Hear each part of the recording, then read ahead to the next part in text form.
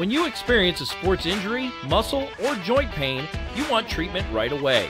Parkview Ortho Express provides same-day orthopedic and sports injury care without referral or appointment, offering diagnostics, x-rays, the region's only body composition DEXA scan right inside of the Sport One Parkview Fieldhouse. Walk in Monday through Thursday, 7 to 7, Friday, 7 to 5, and Saturday, 8 to noon. For more information, go to parkviewsportsmedicine.com/orthoexpress.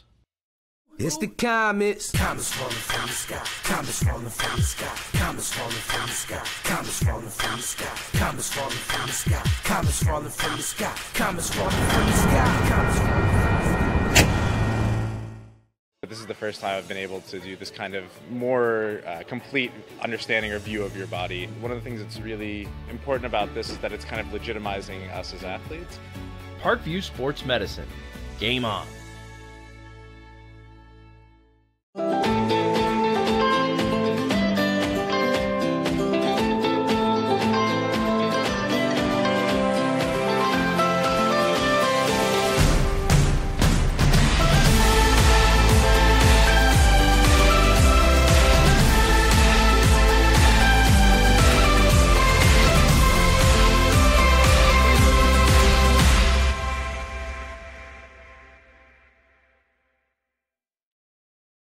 The Kelly Automotive Group is simple, transparent, reliable. Simple. Our customer specialists make buying a car easy and fun. Transparent. Our price listed is the best price. No hassle, no gimmicks. Reliable. Buy with confidence and peace of mind. We work hard to ensure the best value however you shop. Choose from over 60 vehicles under $10,000. Visit drivekelly.com. The Kelly Automotive Group. Simple, transparent, reliable. Concussions. They're a concern for parents of athletes in any sport. That's why Parkview Sports Medicine is leading the way with the area's first Concussion Clinic. Our integrated sports medicine team utilizes an innovative, evidence-based approach to manage athletic-related head injuries in those 14 and older, providing comprehensive care to get the athlete you love safely back in play. To schedule an appointment, call Parkview Sports Medicine at 266-4007. Reaching higher, pushing further. Parkview Sports Medicine. Game on. Get mad about blue. Get mad about your Fort Wayne Mad Ants. When looking for the best basketball action in town, it's the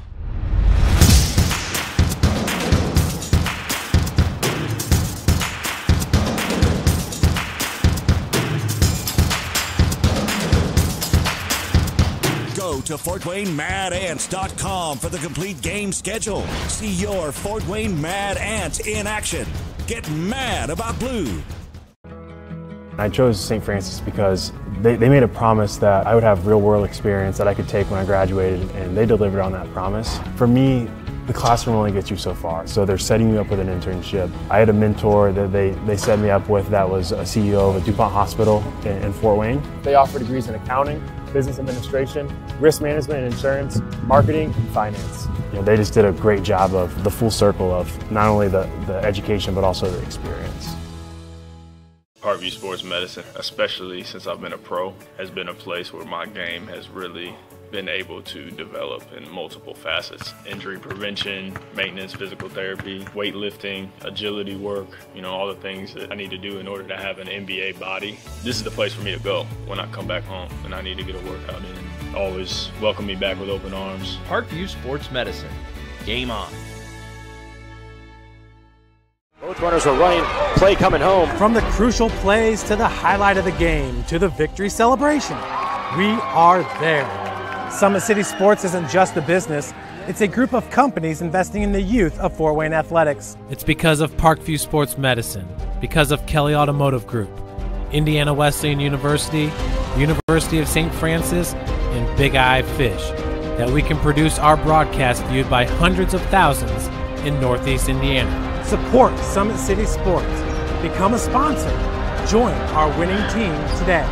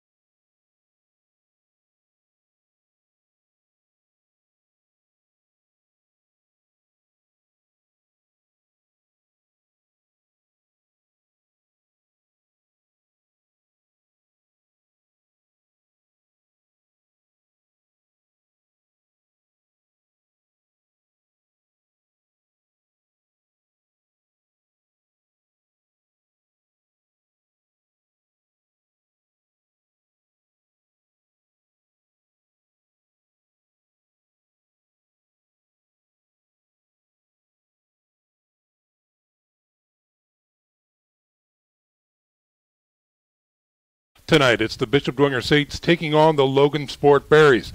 Before we begin this broadcast, let's send it down to the sidelines for our opening prayer. Well, welcome to the sidelines, ladies and gentlemen. I'm pleased to be joined by Father David Hunick, one of the chaplains here at Bishop Dwenger. Father, would you please lead us in the opening prayer? Yes. In the name of the Father, and the Son, and the Holy Spirit, amen. Good and gracious Father, we thank you for bringing us here this evening. We pray for all those listening, that they may enjoy the game. We pray for all the players and all the fans, the referees, and all the officials, that we may gather in a spirit of competition, and we pray that we may do the Lord's will. We ask this through Christ our Lord. Amen. In the name of the Father, the Son, the Holy Spirit. Amen. All right, back to you guys. That was so good, Father. Yeah, that was a very good prayer. All right, very good. Thanks very much, Father David Hunick, for the opening prayer. Ladies and gentlemen, again, welcome into Logansport, Indiana, where tonight the Bishop Dwenger Saints will embark upon their sectional playoff action against the Logansport Berries. Hi, everybody. Sean McBride here, joined by Corey Kitchen up in the booth. On the sidelines tonight, we've got Eric Pete and Nick Gray. We'll talk to Corey here about keys to victory as we are very close to kickoff here. Corey, what's your gut telling you tonight for both of these? Dwenger, the MO of this team is that it starts with defense, so we'll start there too. They've got to be victorious. Tonight's game brought to you by Preferred Auto Group. Very special thanks to Jay Leonard and his group at Preferred, with two local area state-of-the-art service centers. When you want to buy a car the Preferred way, come to Preferred Auto Group. And again, in case you can't catch us live on 106.3 FM, you can listen around the world at RedeemerRadio.com. And, of course, we do have our broadcast partners here tonight, SummitCitySports.com. You can go to their YouTube page and check out the live stream. Big Jake is here with us, and we are streaming live on Summit City. The field conditions are excellent, so let's go down and check in with Eric Pete, who's down near midfield right now, and get results of the coin toss and get ready to kick this one off. Eric Pete, welcome in tonight, young man. Well, thank you, sir. Glad to be here, and you said it. This field is beautiful. From one black end zone to the other black end zone, got the large Logansport L, red and black with white trim right in the middle of the field, the 50-yard line. Beautiful field, stark contrast from the mudslide that is Zollner Stadium. So it'll be a change for the Bishop Dwenger Saints, but one that I'm sure they're looking forward to. As for the coin toss, Logansport won the toss. They've deferred. So the Saints will be getting the ball first, and Logansport is kicking away from the scoreboard. So we do have a slight breeze down here, and that breeze will be at the backs of the Berries. Sean, up to you. All right, thanks very much, Eric Pete. Logansport coming into the contest 4-5 tonight, and of course the Bishop Dwenger Saints with the SAC championship bell under their belt, checking with one loss on the season to 6A Snyder earlier on during regular season play. And we're going to keep a track of both sectionals tonight, as again we follow not only the Bishop Dwenger Saints but also the Bishop Lures Knights. Their home opener is at home tonight against Heritage, and we are going to hopefully throughout the evening keep track of sectional action around these squads that affects their next opponents as well. Dwenger doesn't care about that. They've got a game to win, and that's why they're here, and both teams are on the field. Dwenger getting ready to receive. And Corey, I'm looking back there. Looks like Howie Steele is the deep back for Bishop Dwenger. Yep. Flanked on each side by Hayden Ellinger and T.J. Tippman are the up backs, so to speak, and looks like we're about ready to kick this thing off. The ball is resting at the 40-yard line. Logansport wearing all red tonight. Looks like Juan Perez, number 9, getting ready to kick this one away, but he's got to reset the ball. 52 degrees here and overcast in Logansport. Had some rain coming down, but it's held off so far, and will hopefully hold off for the rest of the evening. But we are all set. Logansport kicking right to left on your radio dial. Howie Steele and company back for the Saints. The whistle blows.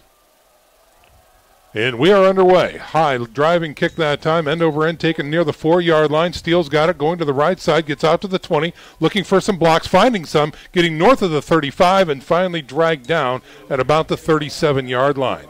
Ran a right side run back off the kickoff return. Howie gets some nice yardage out to almost to the 40-yard line. A great place for the Saints to start. It's going to be about a 33-yard return that time for Steele. And here comes Brendan Lytle and company on offense for the Bishop Dwenger Saints. One of the keys that Coach Watts talked about as well is they want to play with tempo tonight as well. So we may see some huddles later on in the game. Maybe we won't see some huddles by the Saints. So we'll keep an eye on that as well. Right now they're going to line up with an I formation. Lytle under center, give to the tailback. No, play action on first down. Going deep, over the middle. He's got his man reaching for it, and incomplete that time is Griffin Eifert. So an incomplete pass going over the top on the first play from scrimmage. Obviously saw something on film from the Berries secondary that they wanted to try to attack right out of the gate, and I think he had his man, Sean, just a little out of his reach. Yep. Looked about right. So they burn the first down, brings up 2nd and 10 with 11:44. In case you're just joining us, we're broadcasting live from Logansport, Indiana. This is Bishop Dwenger football on Redeemer Radio. From the shotgun on 2nd down, here's a quick give. That's Devin Tippmann around the left side. Gets a little push close to the 40 before he's taken down. Just a zone left, inside zone play to the left with Devin Tippmann on the carry. And as you mentioned, not much yardage there. A good job up front by that Logansport defensive line. We'll call that a gain of 2. Brings up a 3rd and long now, 3rd and 8 for the Dwenger Saints. They break huddle and come to the line. Again, that I formation. Lytle's under center. Little bad snap there. He's got the ball, throws it deep, and in and out of the hands again of Griffin Eifert near the 40-yard line of Logansport, and the drive will stall. I think the bobble of the snap kind of threw the timing off of that entire play, and then he maybe overthrew it with a little bit of extra mustard on that just through the hands of Griffin Eifert. So on 4th and 8, the Bishop Dwenger Saints will be punting. That's J.P. Filler back there to kick this one away. Grimaldo, number 21, back deep for Logansport, standing near his 19-yard line. Great snap this time. Puts his leg into it. It's a wobbler, a little short, and it takes a Berry bounce going north again, and it's going to trickle out of bounds north of the 40-yard line. Yeah, not a great kick by John Paul Filler. Probably one of the worst we've seen from him this season. He's been so consistent for the Saints, but just what Logansport needs here. They've got the ball with some great field position to start their first drive. That they do. Now, again, they've got a 2-quarterback set, so we're going to see different young men back there as the quarterbacks. Right now, Garrett Barron, number 4, is in the lineup for Logansport. He's looking at a 1st and 10 from their own 42-yard line. Again, this is a wing tee, so we've got 2 wings, a lot of motion, a lot of ball and saucer. Here is a pitch out to the left side. He hits the wall and is driven back, and now we've got a flag coming in from the back judge. Rocket toss sweep off the left side from that wing tee offense. Not much yardage there. Personal foul face mask against Bishop Dwenger. That will be a lot of yards there. First penalty on the night goes against the Bishop Dwenger Saints, and it's a big one. Personal foul, that's a 15-yarder. Logansport runs the wing tee, Sean. It's an offense. Coach Mike Johnson is probably one of the biggest wing tee advocates in the state of Indiana. He's probably a Hall of Famer, soon to be. He won a state title at Pioneer, has been at Logansport for about 3 years, and they love the wing tee here. That they do. They take it down to the Bishop Dwenger 41-yard line after the 15-yard penalty. Quarterback under center now. Man in motion going to the right side. Quick give inside and finding some room through the middle that way, bowling his way inside the 40 down to about the 36-yard line. Quick hitting trap play right directly up the middle, and nice start for that Logansport offense. That was Dungy, Miles Dungy, number 29. He is a senior, checks in at 5'9", 170. Toting the ball this time. Going to be a 5-yard gain, brings up 2nd and 5. Here's a snap. Again, end around left side, cuts it up through the middle, hit in the line, gets into the linebacker core. Going to take it down to about the 31-yard line. That's going to bring up 3rd and short for the Berries. The wing tee offense is an offense that we don't see much in the SAC, and it's going to be something that Casey Kolkman's defense is going to have to get used to. That misdirection, the speed of play, all of the motion that's involved. It may take them a series or so to figure this out. That's right. Quarterback under center on 3rd and short. Very tight formation. Quick give to the first man through. He's got the first down inside the 30, down to about the 28-yard line. just a little belly play, as they call it, right off the B gap. And Logansport off to a real nice opening drive here. That they are. Dwenger again, the ball carrier that time for Logansport. They mark the ball at the 28-yard line. 1st and 10 now for the Berries. Man in motion to the right side. Here's a pitch right. Waiting for some blocks, trying to find a seam. Won't find much there is number 21, Grimaldo, on the carry. Another rocket toss sweep, this time around the right side. They put that wing in motion. They toss it out to him on the run, and it's a great play to outflank your opponent on the edge. Call that a gain of 2, brings up 2nd and 8. 9:03 remaining here in the first quarter. 0s on the scoreboard. This is the first drive for Logansport, and they're putting together a nice little one right here to begin the game. Again, tight formation, 3 men in the backfield, quarterback under center, motion to the right side, and give to the second man through, trying to trip his way through the line. He does get through into the linebackers, and he is close to the red zone marker at the 21-yard line. Another wing T staple. That's the wing counter coming back. All the flows going right. They counter back to the left underneath with that wing back, and picks up some more yardage. Garrett Barron comes in with the play. Looking at a 3rd and long 3 now are the Berries.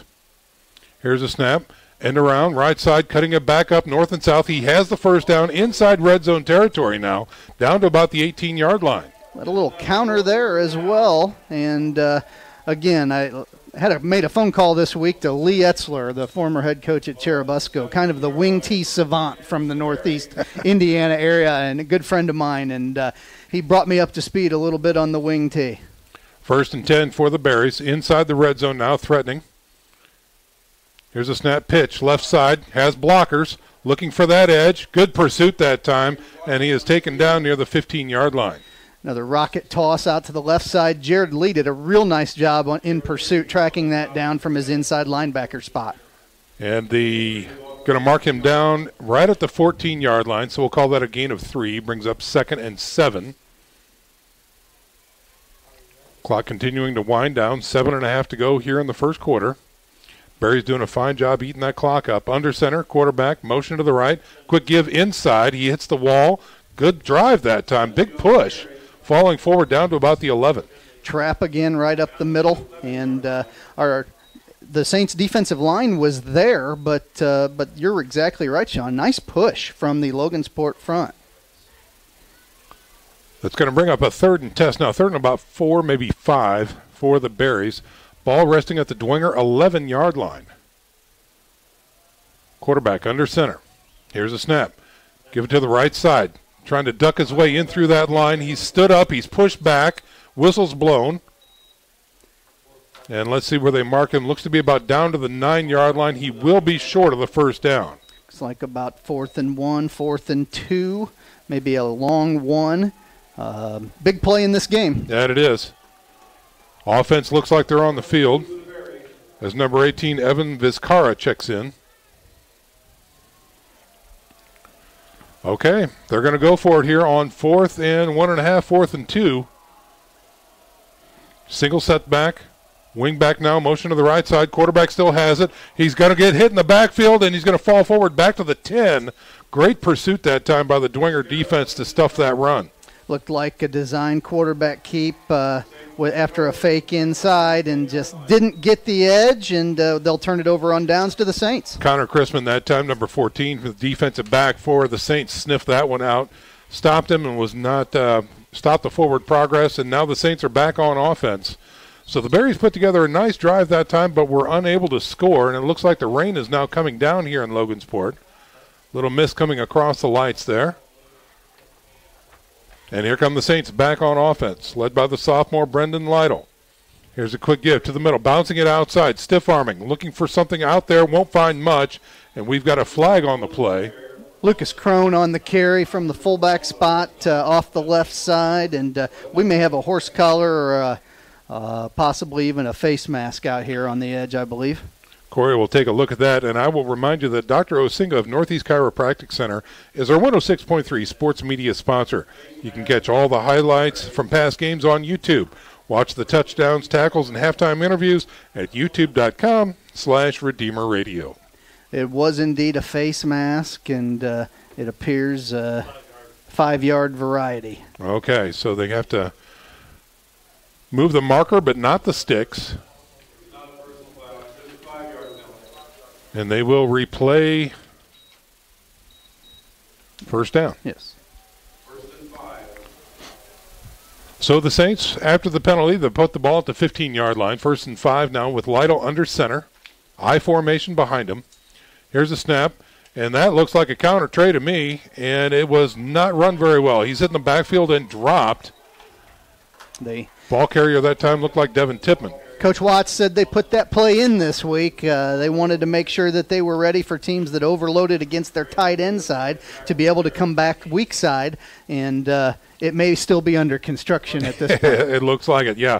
Looks like Tippmann needs to hit that hole a little faster, and he might have had a little more success.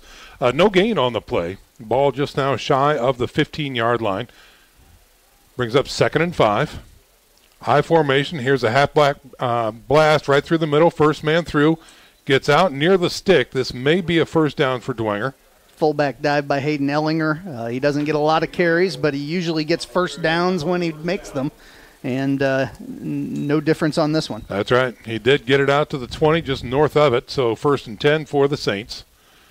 This is their second drive of the game. Still zeros on the scoreboard with 5 minutes and 10 seconds remaining here in the first quarter.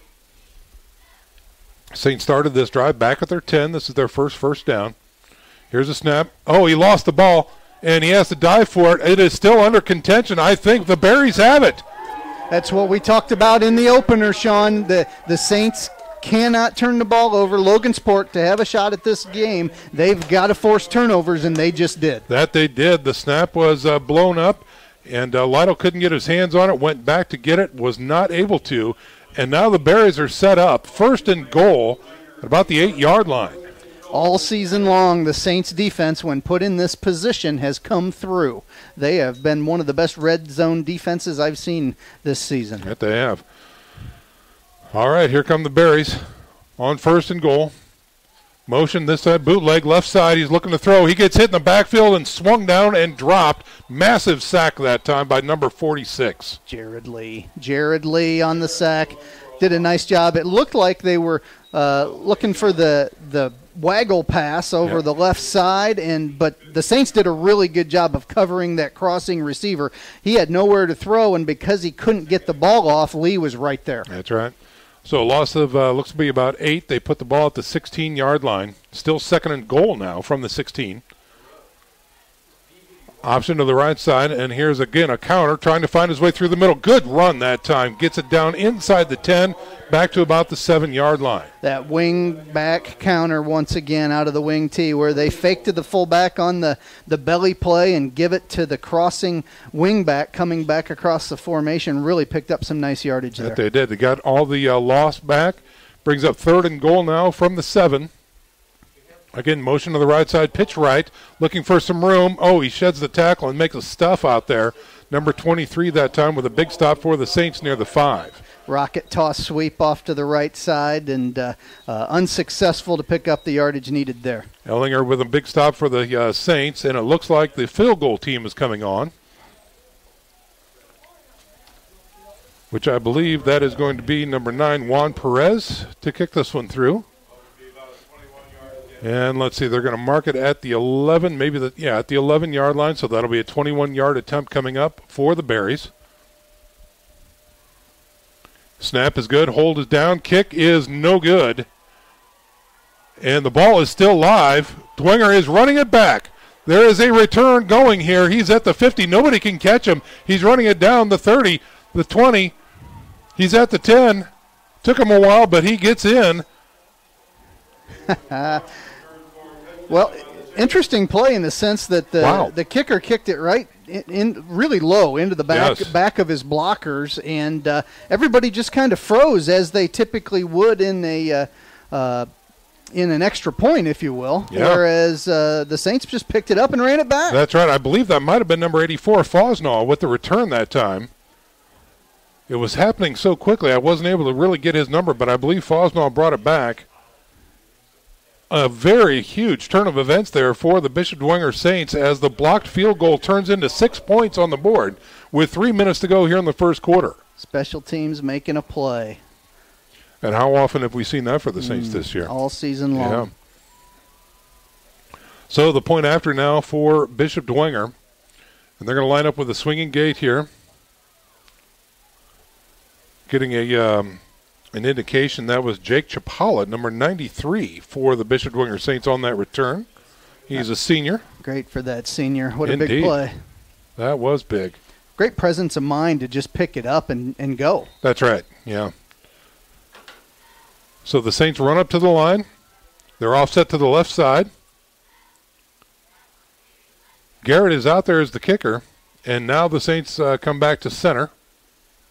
And it looks like they will just try and chip this one in instead of trying something fancy here for the point after attempt. Hold it down, kick is up, and it is through the uprights and good. 7-0 is your score with 3 minutes remaining. We're going to step out for a 30-second break, ladies and gentlemen. Stick around. You're listening to Bishop Dwenger Football on Redeemer Radio, 106.3 FM.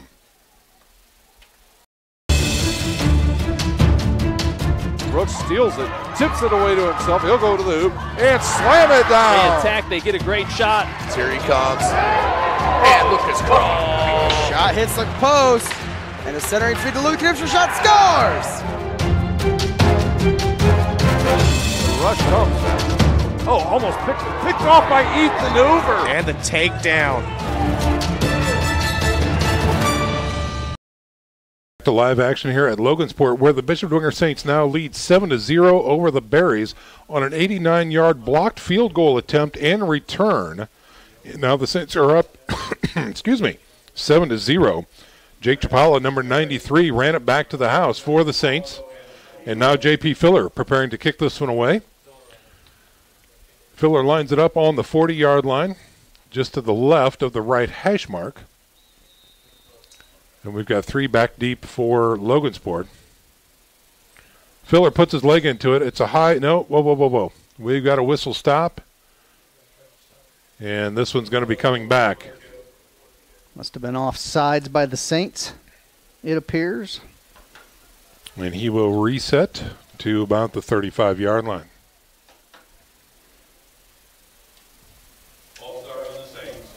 Well, folks, Bishop Luers High School opened its doors in 1958. Join Bishop Luers as they celebrate 60 years of Catholic education. Visit their website at bishopluers.org. So the 5-yard penalty is assessed. Filler back out onto the field, resetting at the 35-yard line. Whistle blows. And a better kick from Filler this time. Driving the return man back near the 15-yard line. Ball is active and rolling around back there. Finally picked up by the Berry, and he takes it out close to the 20-yard line. Oscar Grimaldo on the carry.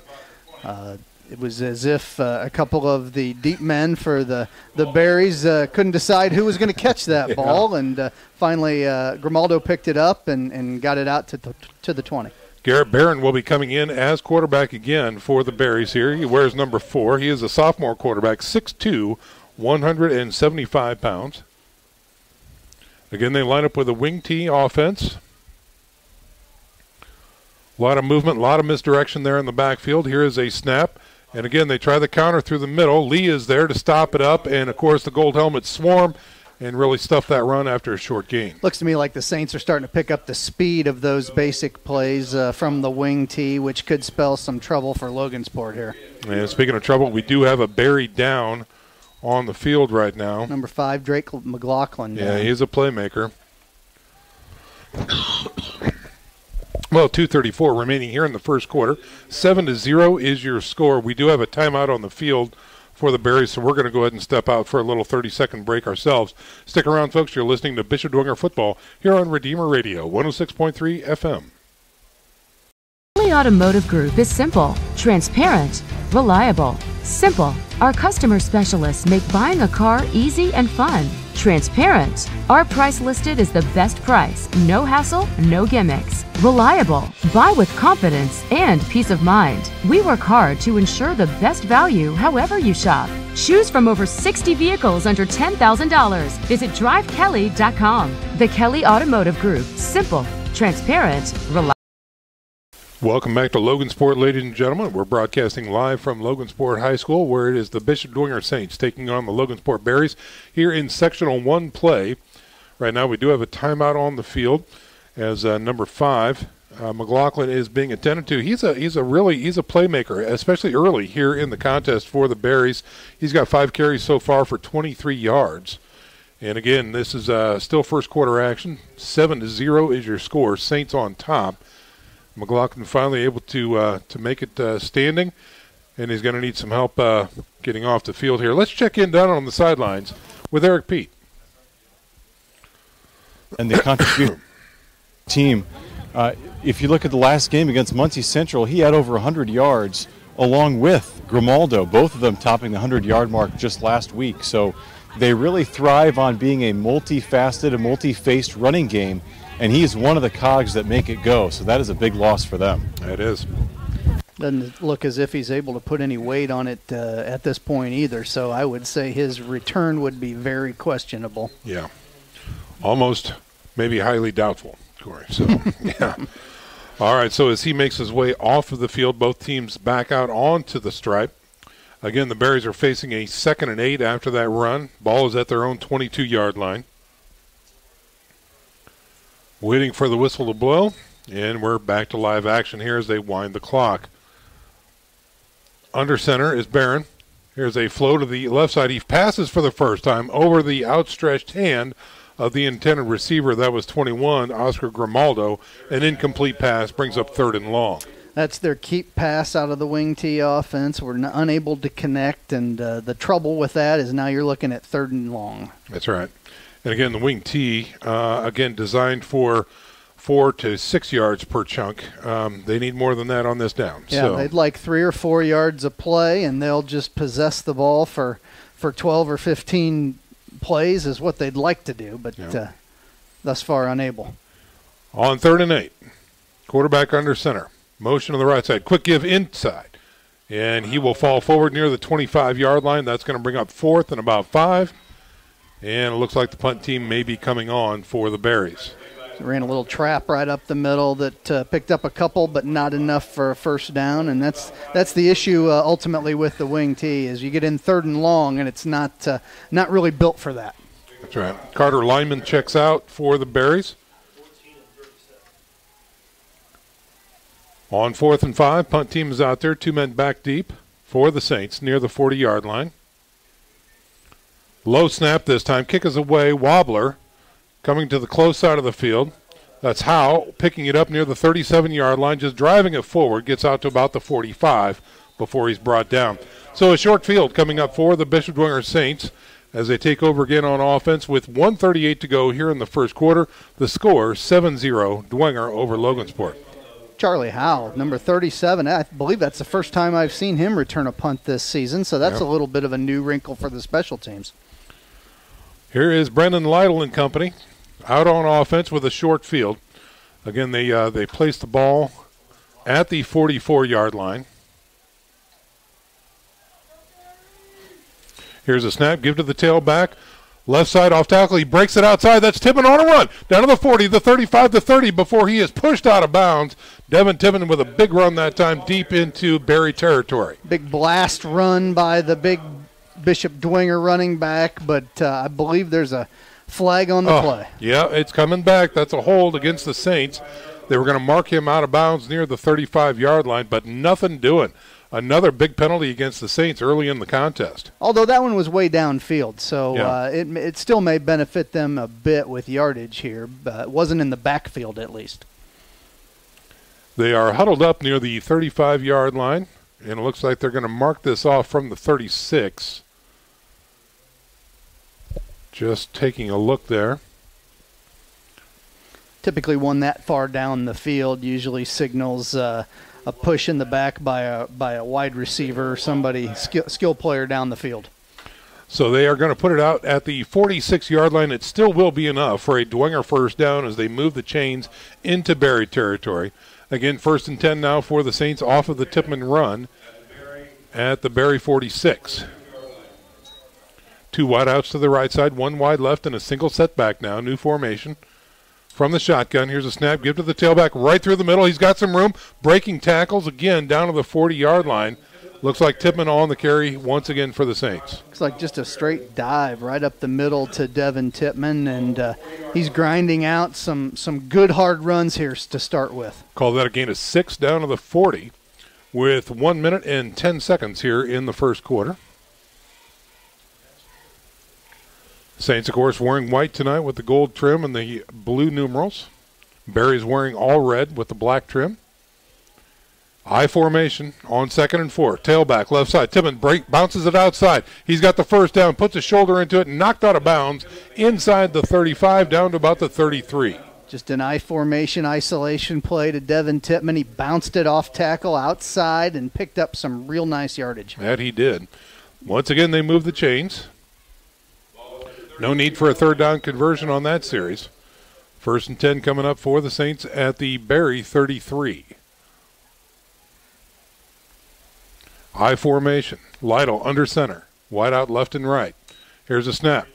Left side. Again, Tippmann finds his block. He finds a seam. He's got 10. Pushing forward close to the 20. Ran the power this time off the left side with the pulling guard out in front, and real nice pickup. The Saints' running game is grinding it out right now, Sean. That they are. They mark him at the 22-yard line. Another 1st and 10 coming up for the Saints with about 35 seconds remaining here in the first quarter. I formation, Lytle under center. Here's a snap. Fullback, first man through. Not much there for Ellinger, and he is not able to escape. He tried, but a good job by the front four there for the Berries. Had a lot of success with that quick fullback dive this season out of the I formation, but not on that play.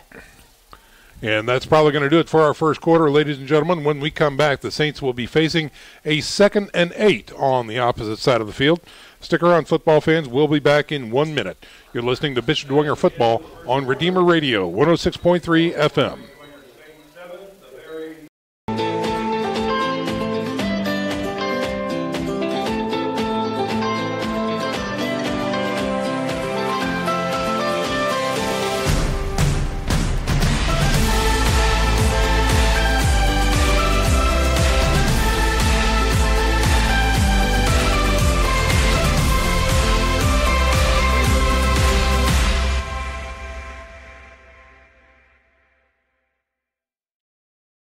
Runners are running, play coming home. From the crucial plays to the highlight of the game to the victory celebration, we are there. Summit City Sports isn't just a business, it's a group of companies investing in the youth of Fort Wayne athletics. It's because of Parkview Sports Medicine, because of Kelly Automotive Group, Indiana Wesleyan University, University of St. Francis, and Big Eye Fish, that we can produce our broadcast viewed by hundreds of thousands in Northeast Indiana. Support Summit City Sports. Become a sponsor. Join our winning team today. Wayne's leading Southside 6-0. Also, New Haven's out at Columbia City, and they're winning that game 7-0. Leo's over at Jay County. They're up 14-7. That's a pretty important game for us tonight, folks, because the winner of that game will play the winner of this Bishop Dwenger Logansport matchup. Then dropping down to 3A, I've got Heritage is over at Lures, and right now Lures is a commanding lead of 21-0. And then Concordia's up at Lakeland. That's in Angola area, and they're leading that game 7-0. Come right back to you after this play, Nick. Under center to start the second quarter. Here's a give to Ellinger through the middle, rounding his way inside the 15-yard line. It's Hayden Ellinger down to about the 13-yard line. Same play they just ran right to end the first quarter, and it's almost as if they said, you know what, run that again and do it better this time. That's right. Nick Gray, do you have some final numbers there to round out the first quarter? Well, the only other game I was following was East Nobles over at DeKalb. That's a 4A game, and right now that's tied at 7. Okay. So back up to you guys. All right, thanks very much. All right, so first quarter scores coming in. And back here at Logansport, the Saints are facing a 3rd and 1 here with the ball resting at the Berries' 13-yard line. Looks over the defense.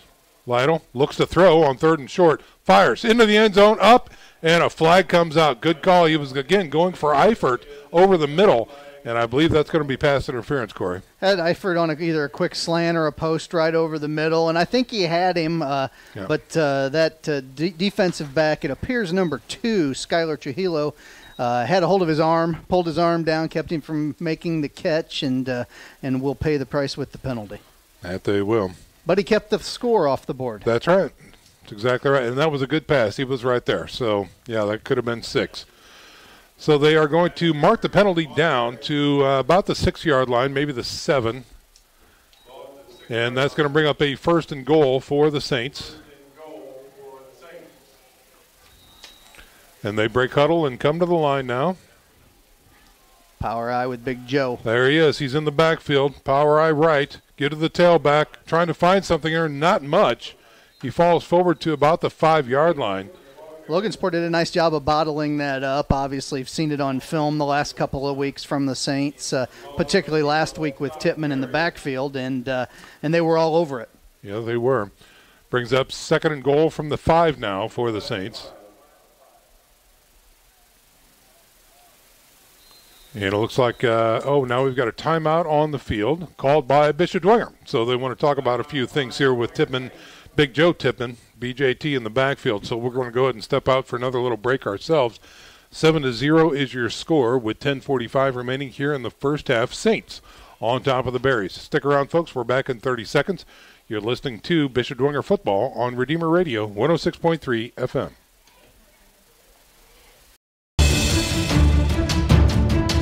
Brooks steals it, tips it away to himself. He'll go to the hoop and slam it down. They attack. They get a great shot. Here he comes. And Lucas Cross. Shot hits the post. And a centering feed to Luke Knipscher. Shot scores. The rush comes. Oh, almost picked off by Ethan Hoover. And the takedown.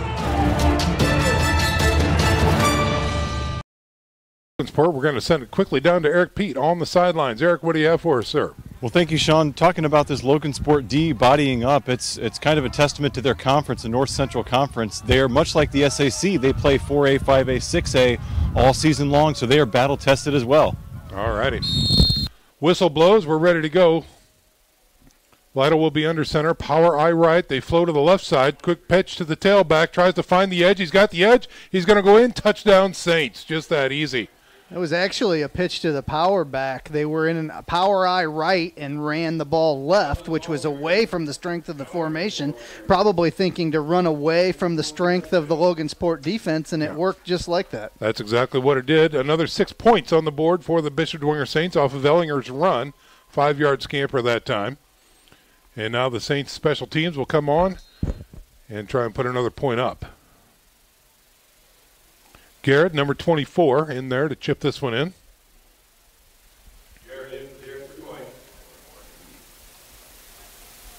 Lytle on the hold. Kick is up, and it is good. So 14-0 is your score with 10:39 remaining here in the first half. We're going to go ahead and keep things right here. Just a reminder, folks, from a broadcast standpoint, a great week of football here on Redeemer Radio. Tomorrow, the University of St. Francis Cougars are back, taking on Missouri Baptist. Game time is at noon tomorrow at Bishop Darcy Stadium. Our broadcast begins at 11:45. And remember, folks, if in fact you're not around the area, you can catch our local broadcast, 106.3 FM, around the world at RedeemerRadio.com. Next week, it looks like we are going to be, if in fact everything holds true, with the Bishop Lures Knights as they progress through their sectional play. Sectional 2 action, more than likely, we think, will be Bishop Lures taking on West Noble. And we believe that's going to be at West Noble next week. So we will be there with the Bishop Lures Knights. And again, if we want to read tea leaves, we're going to stop at the sectional championship because the tea becomes pretty sour and dark and murky after that. So we anticipate, if all things go well, that we will be again back with the Bishop Dwenger Saints when they take on Wayne for a sectional championship. But a lot of football has to happen between now and then. So let's just keep it right here at Logansport. And here is the Dwenger kickoff by J.P. Filler. High end over end kick taken near the 12-yard line. far side of the field, looking for some blocks, breaking it outside. Nice return on his hands here, getting out close to the 40-yard line. Looked like Skylar Trujillo, once again, sophomore, running back, defensive back, 5'10", 155 pounds. Nice run back. Good special teams play, giving them great field position to start this drive. Great call. Trujillo at that time, number 2, gives them the ball in good shape out to the 38-yard line. And they're going to be working off of the left hash mark as number 4, Garrett Barron, comes in for the Berries with 10.5 to go here in the second quarter. Under center, here's a snap. They float to the right side, trying to bounce it outside. Great pursuit, hitting the backfield and dropped for no gain that time. T.J. Tipman doing a fine job on the pursuit. Makes the tackle on number 33, Josh Manfred, out of the backfield for the Berries. What the Saints have done scheme-wise is normally in a 3-4 defense, and they've brought those outside linebackers up on the line of scrimmage to make almost a 5-man front. Yeah. A little more difficult running lanes that way for the Berries. So no gain on the play. Brings up 2nd and 10. Here's a snap. Again, give to the tailback, finding his way through the middle. That's T.J. McGarry with a big hit, and he's going to be dropped near the 41-yard line. Just not a lot of running room there at this point. I think, again, there are only so many plays in the wing T offense, and the Saints are finding their footing and picking up the timing of them and making it more difficult all the time. It's going to be 3rd and long, 3rd and 7 now for the Berries. Could be a passing down here. Snap, he rolls out to the left side, pitches it to the flats. He's got his man. He's hit, still on his feet, but he is not going to be able to get the first down that time. Going to be driven out of bounds near the 46-yard line. A little keep pass off the left-hand side to Grimaldo. A nice pitch and catch out there, but just not enough for a first down. Yep. All right, so the Berries are down by 2 scores. 14-0 is the score right now.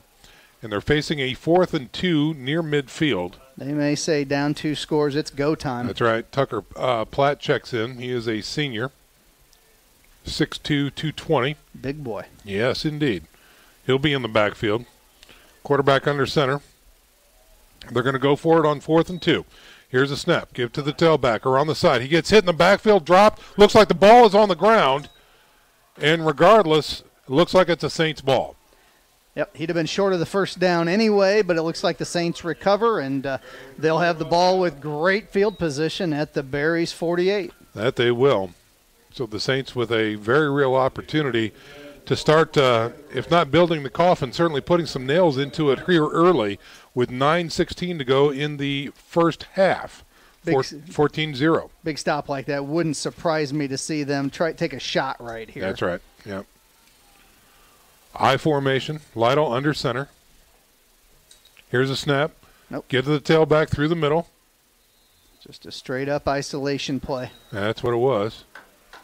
And it's going to be taken down inside the Berry 45, down to the 44. So a nice conservative play call that time. Brings up a 2nd and 7 for the Saints. And again, we talked about tempo with the coaches before the game, and so far they are still huddling up, still taking their time. And now an empty backfield for the Saints. 2 wideouts left, 2 wideouts right. New formation now. Here's a snap. Lytle looks to throw. He guns it to the flats. He's got his man. It is caught. Will not be enough for a first down as he spun out of bounds near the 40.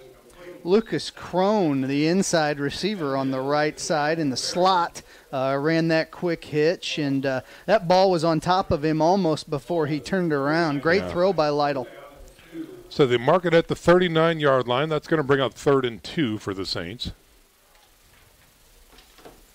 And they run up to the line, and here we go. 3rd down conversion opportunity here for the Saints from the I formation. Give to the tailback that time. He finds a seam. He's got some room. Going to the outside, the 30, the 25, the 20, making that turn. Getting knocked down is Devin Tipman. I'd like to say they did something special there, but it was just the isolation, I formation. We've been saying it all night long and all season long, but that's why it's been effective, probably because of the number of reps that they've had on it up to this point. Yeah, and Tipman really ran that one hard. He was really putting his shoulder into it and getting some good grind on that artificial turf. So another first down for the Saints inside the red zone, down to about the 12-yard line.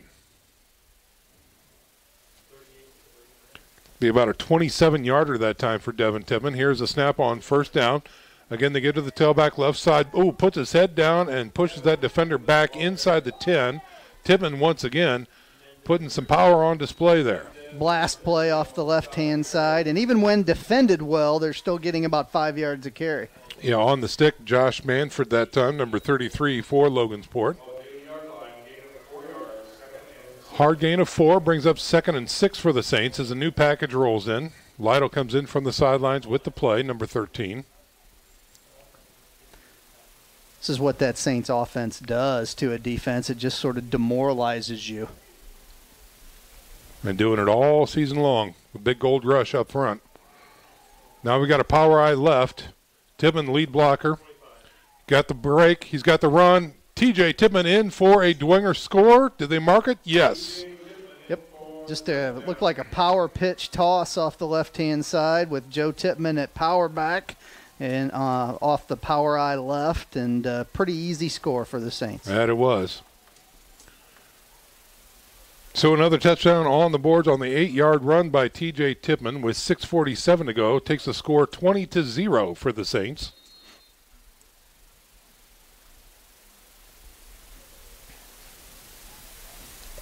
Saints break huddle and come to the line, getting ready for the point after attempt. Snap is good, hold is good, kick is up. Oh, is it wide? No, it's good. Okay, all right. So Garrett chips in another one. 21-0 is your score. We're going to step out for a 30-second break. Stick around, folks. This is Dwenger Football here on Redeemer Radio 106.3 FM. Kelly Automotive Group is simple, transparent, reliable. Simple. Our customer specialists make buying a car easy and fun. Transparent. Our price listed is the best price. No hassle, no gimmicks. Reliable. Buy with confidence and peace of mind. We work hard to ensure the best value however you shop. Choose from over 60 vehicles under $10,000. Visit drivekelly.com. The Kelly Automotive Group. Simple, transparent, reliable.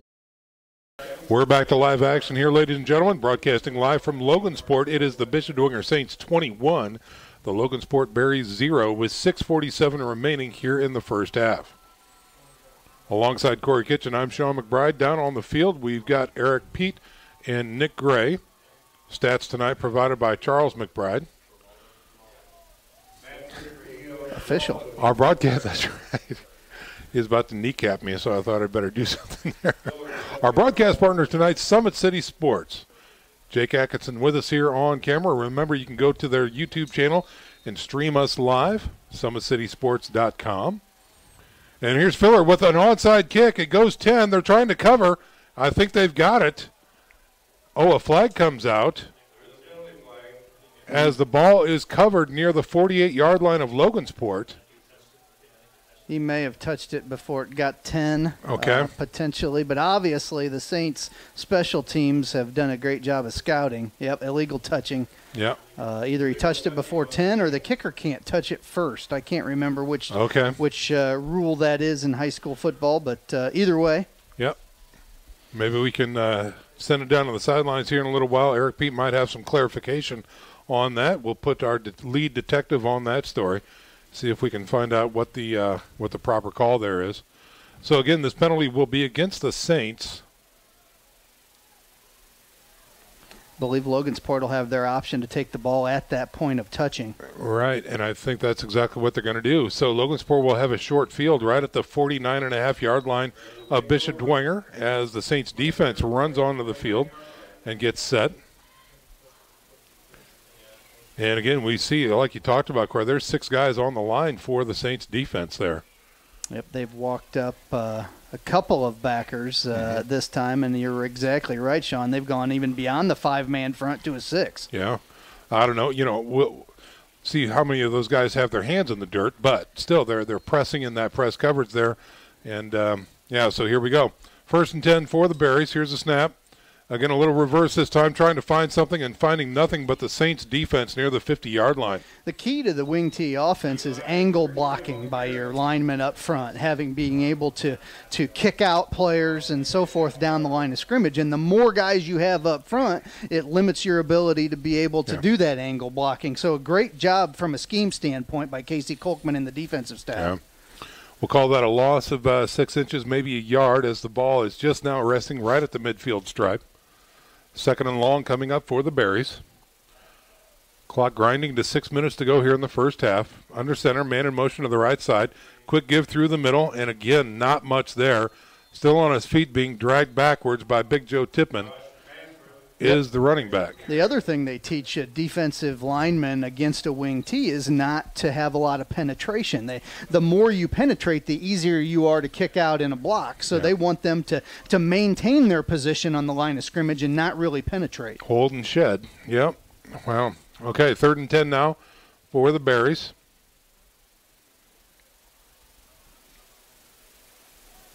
Again, motion to the left side. This is going to be a throw, throwing over the middle. It is caught. He's got his man. Nice first down there by the Berries, inside the 35, down to about the 31-yard line. Outstanding pass play to their tight end, number 6, Jacob Cox, a 6'1", 205-pound senior. That's the first time in the game films that I've seen of a straight drop-back play-action pass. Usually it's a rollout in the wing T. So may have caught our defense off by surprise as well. Yeah.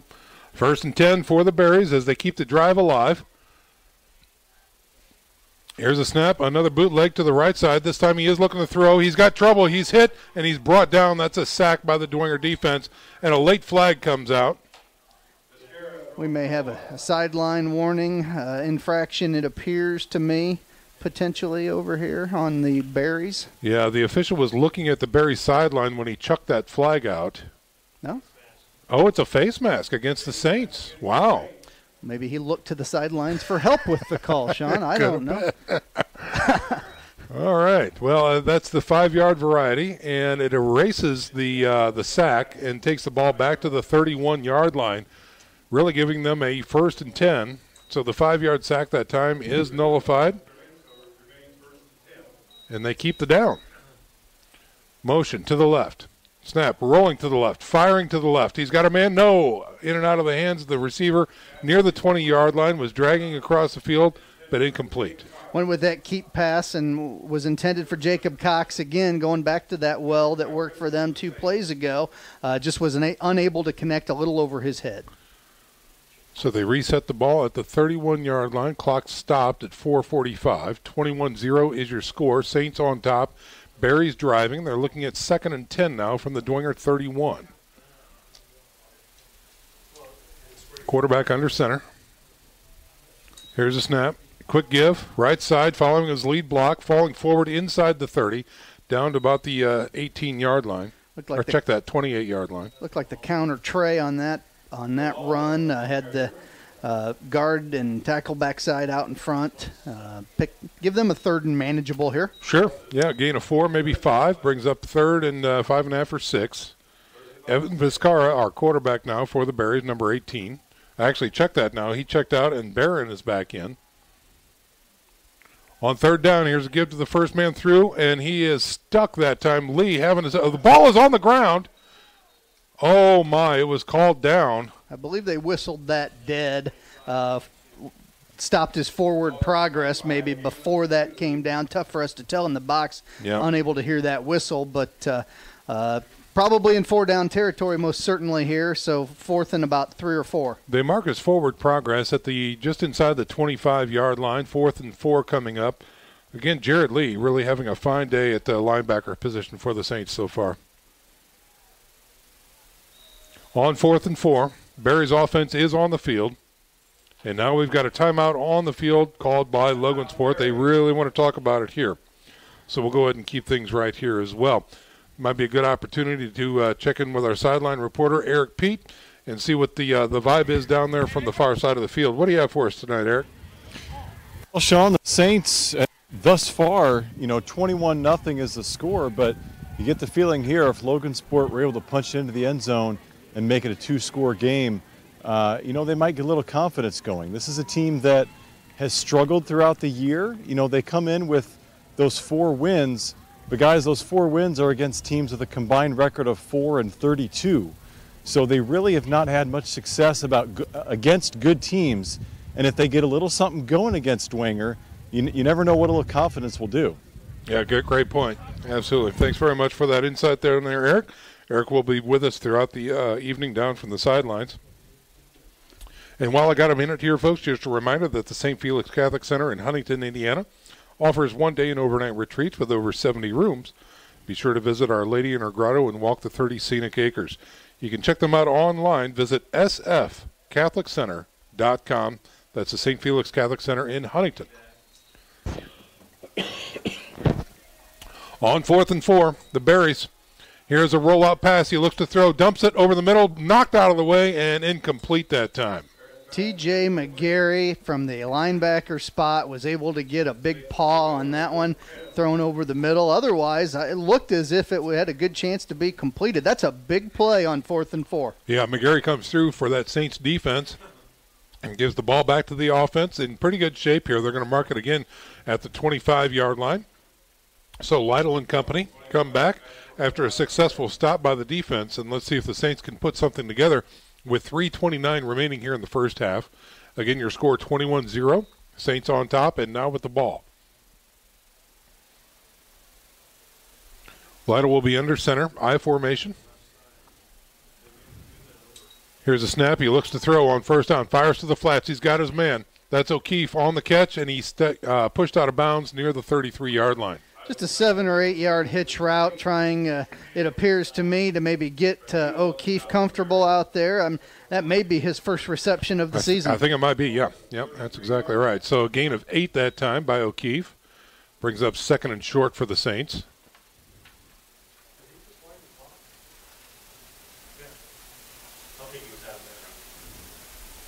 So they're taking their time back in the huddle here. And now they come up to the line. Again, Saints wearing white tonight with the gold helmets. Facing a 2nd and 2 with an I formation. Lytle play action. Looks to throw. Checks off. He's got trouble. Trying to get out of it. Rolls to the right. He's still got trouble. Throws the ball in, incomplete that time.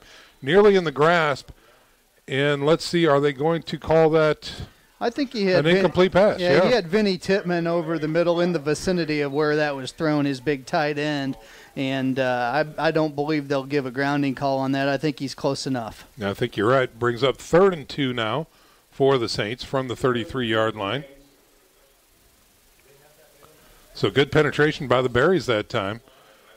Flushing Lytle out of the pocket, running to save his life. He did, and was able to throw an incomplete pass instead of taking a very big sack near the 20.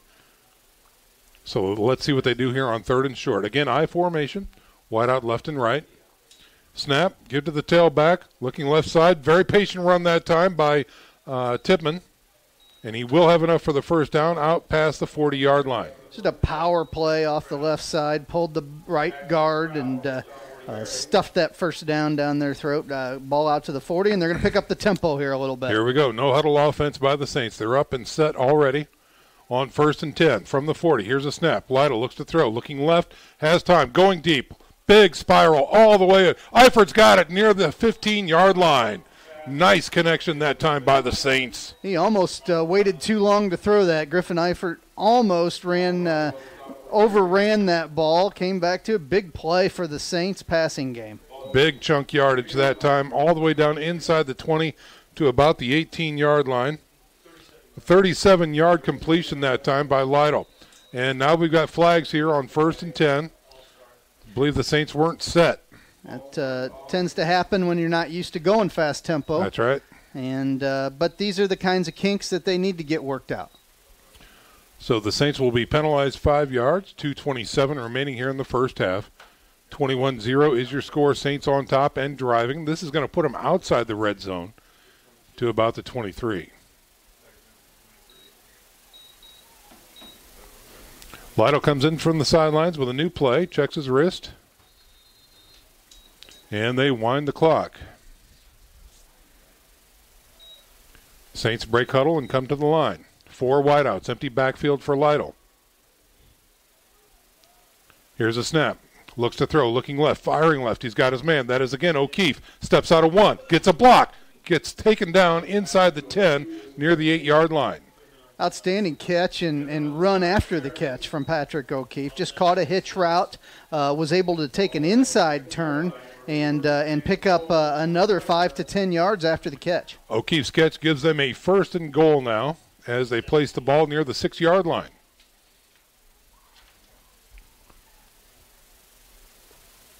Lytle will be in the shotgun. 4 wideouts this time. Here's a snap. Looks to throw, fade pattern right side. He's got Eifert and overthrown that time and incomplete. Man coverage out there. That was a good opportunity. They just couldn't connect. Yep, just took the fade route over the outside shoulder and just a little long on the throw. Well, the incomplete pass stops the clock with 1:51 remaining in the contest. Saints threatening now. This is going to be 2nd and goal from the Berries 6-yard line. Saints on this drive working on that passing game. O'Keefe with 2 really good catches and some good yards after the catch as well.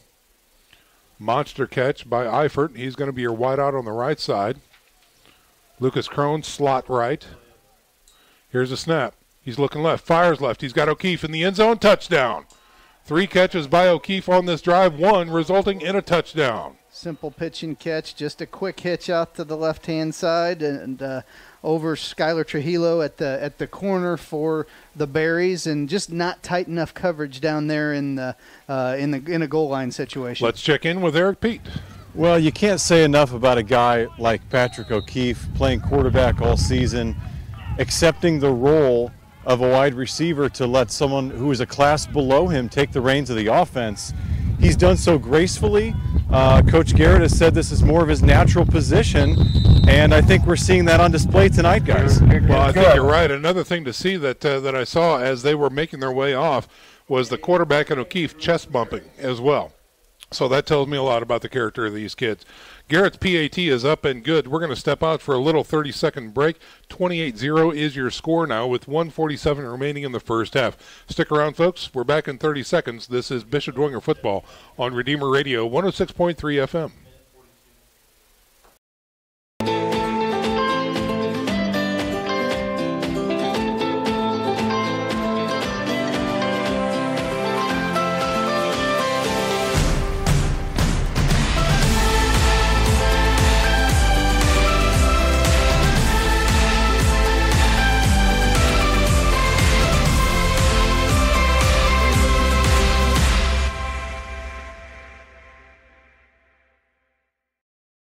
Five-yard drive by the Bishop Dwenger Saints, including 3 catches by Patrick O'Keefe for 33 yards, results in 7 more points on the board for the Saints, driving up that score 28-0 here, and we are still in the first half. J.P. Filler lines up at the 40, getting ready to kick this one away. Kicking right to left on your radio dial, 3 men back deep for the Berries. Filler gets the whistle.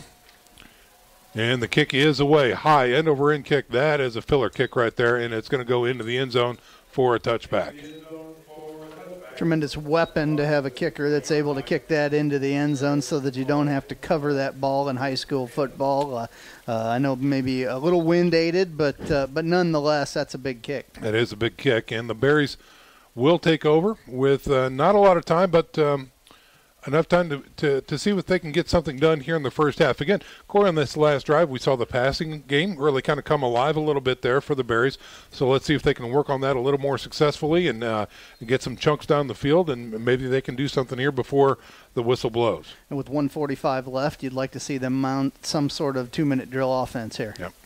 Here's a snap on first down. Quick give to the tailback. Left side, runs into that linebacker core. Still on his feet. Tackled by a host of Saints that time, near the 26-yard line. Good hard run. Looked like maybe Eli Wickersham, number 13 for the Berries there. We haven't seen a run that hard tonight. That's right. Nicely done on his part. Yep. Call that a gain of 6. Brings up a 2nd and 4 for the Berries. And it looks like we've got the alternate quarterback checking in, number 18 for the Berries, Evan Vizcarra. He is a junior. Loads up at 5'10", 180.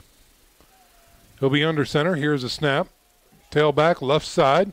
Gets stood up and driven back. That is, again, Wickersham. Nice hard run. Gets 2, maybe 3 more yards. And it's going to bring up 3rd and short for the Berries. And the Saints will use a timeout here with 3rd and 1, 3rd and 2.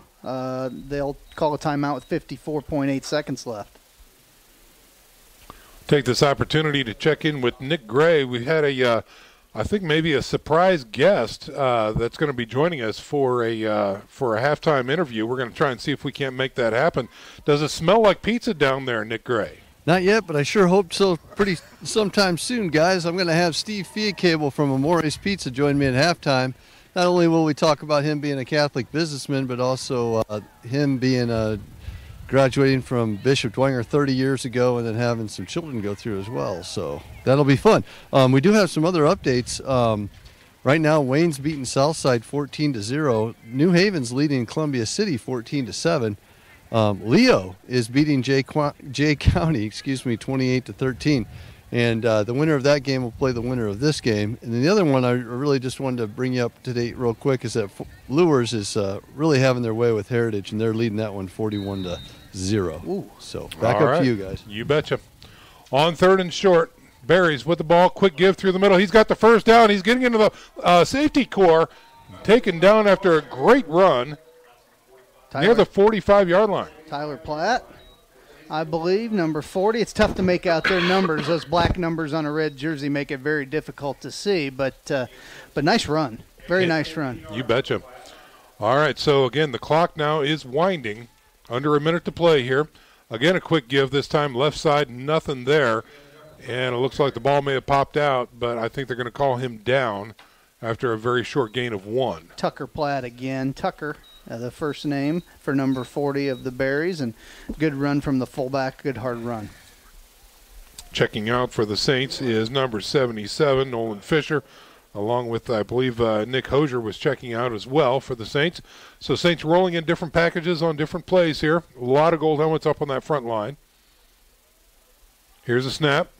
Again, this time going to the right side, getting into the linebacker core, and nearly gets 10 is the running back, but he's going to be stopped near the 45-yard line.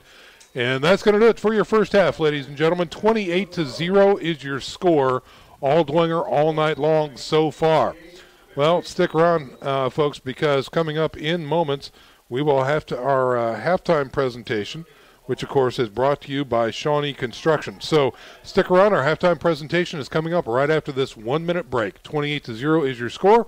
This is Bishop Dwenger Football on Redeemer Radio 106.3 FM. Parkview Sports Medicine is an integrated sports medicine team. We're treating injuries when and where they happen and working to prevent them before they do. We believe the best care is coordinated care, helping ensure you get the individualized services you need every step of the way, offering innovative treatment techniques to get you or the athlete you love back in play. Reaching higher, pushing further. Parkview Sports Medicine. Game on. 4 different state titles.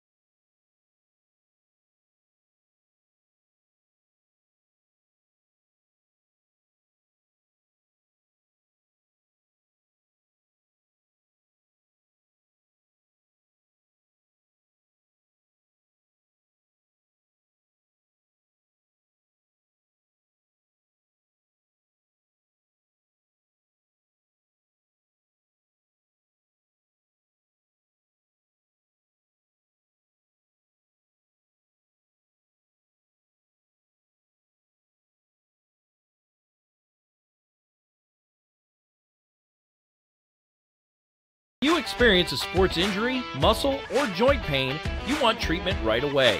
Parkview Ortho Express provides same-day orthopedic and sports injury care without referral or appointment, offering diagnostics, x-rays, the region's only body composition DEXA scan right inside of the Sport One Parkview Fieldhouse. Walk in Monday through Thursday, 7 to 7, Friday, 7 to 5, and Saturday, 8 to noon. For more information, go to parkviewsportsmedicine.com/orthoexpress.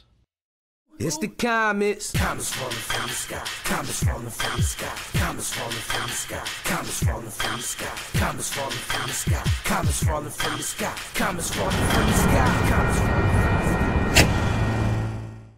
This is the first time I've been able to do this kind of more complete understanding or view of your body. One of the things that's really important about this is that it's kind of legitimizing us as athletes. Parkview Sports Medicine. Game on.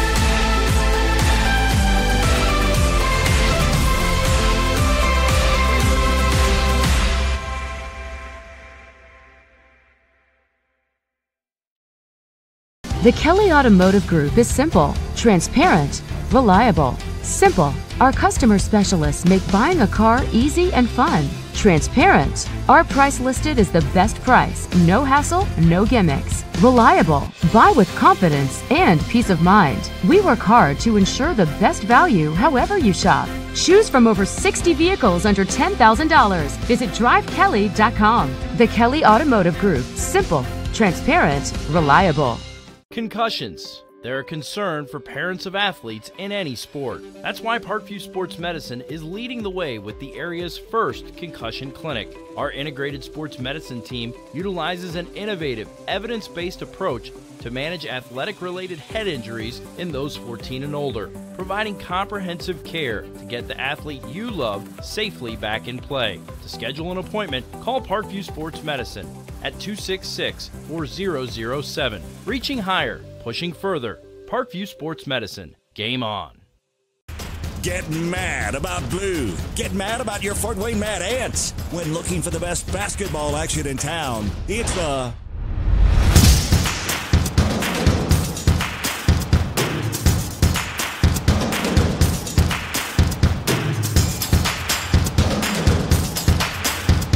Go to FortWayneMadAnts.com for the complete game schedule. See your Fort Wayne Mad Ant in action.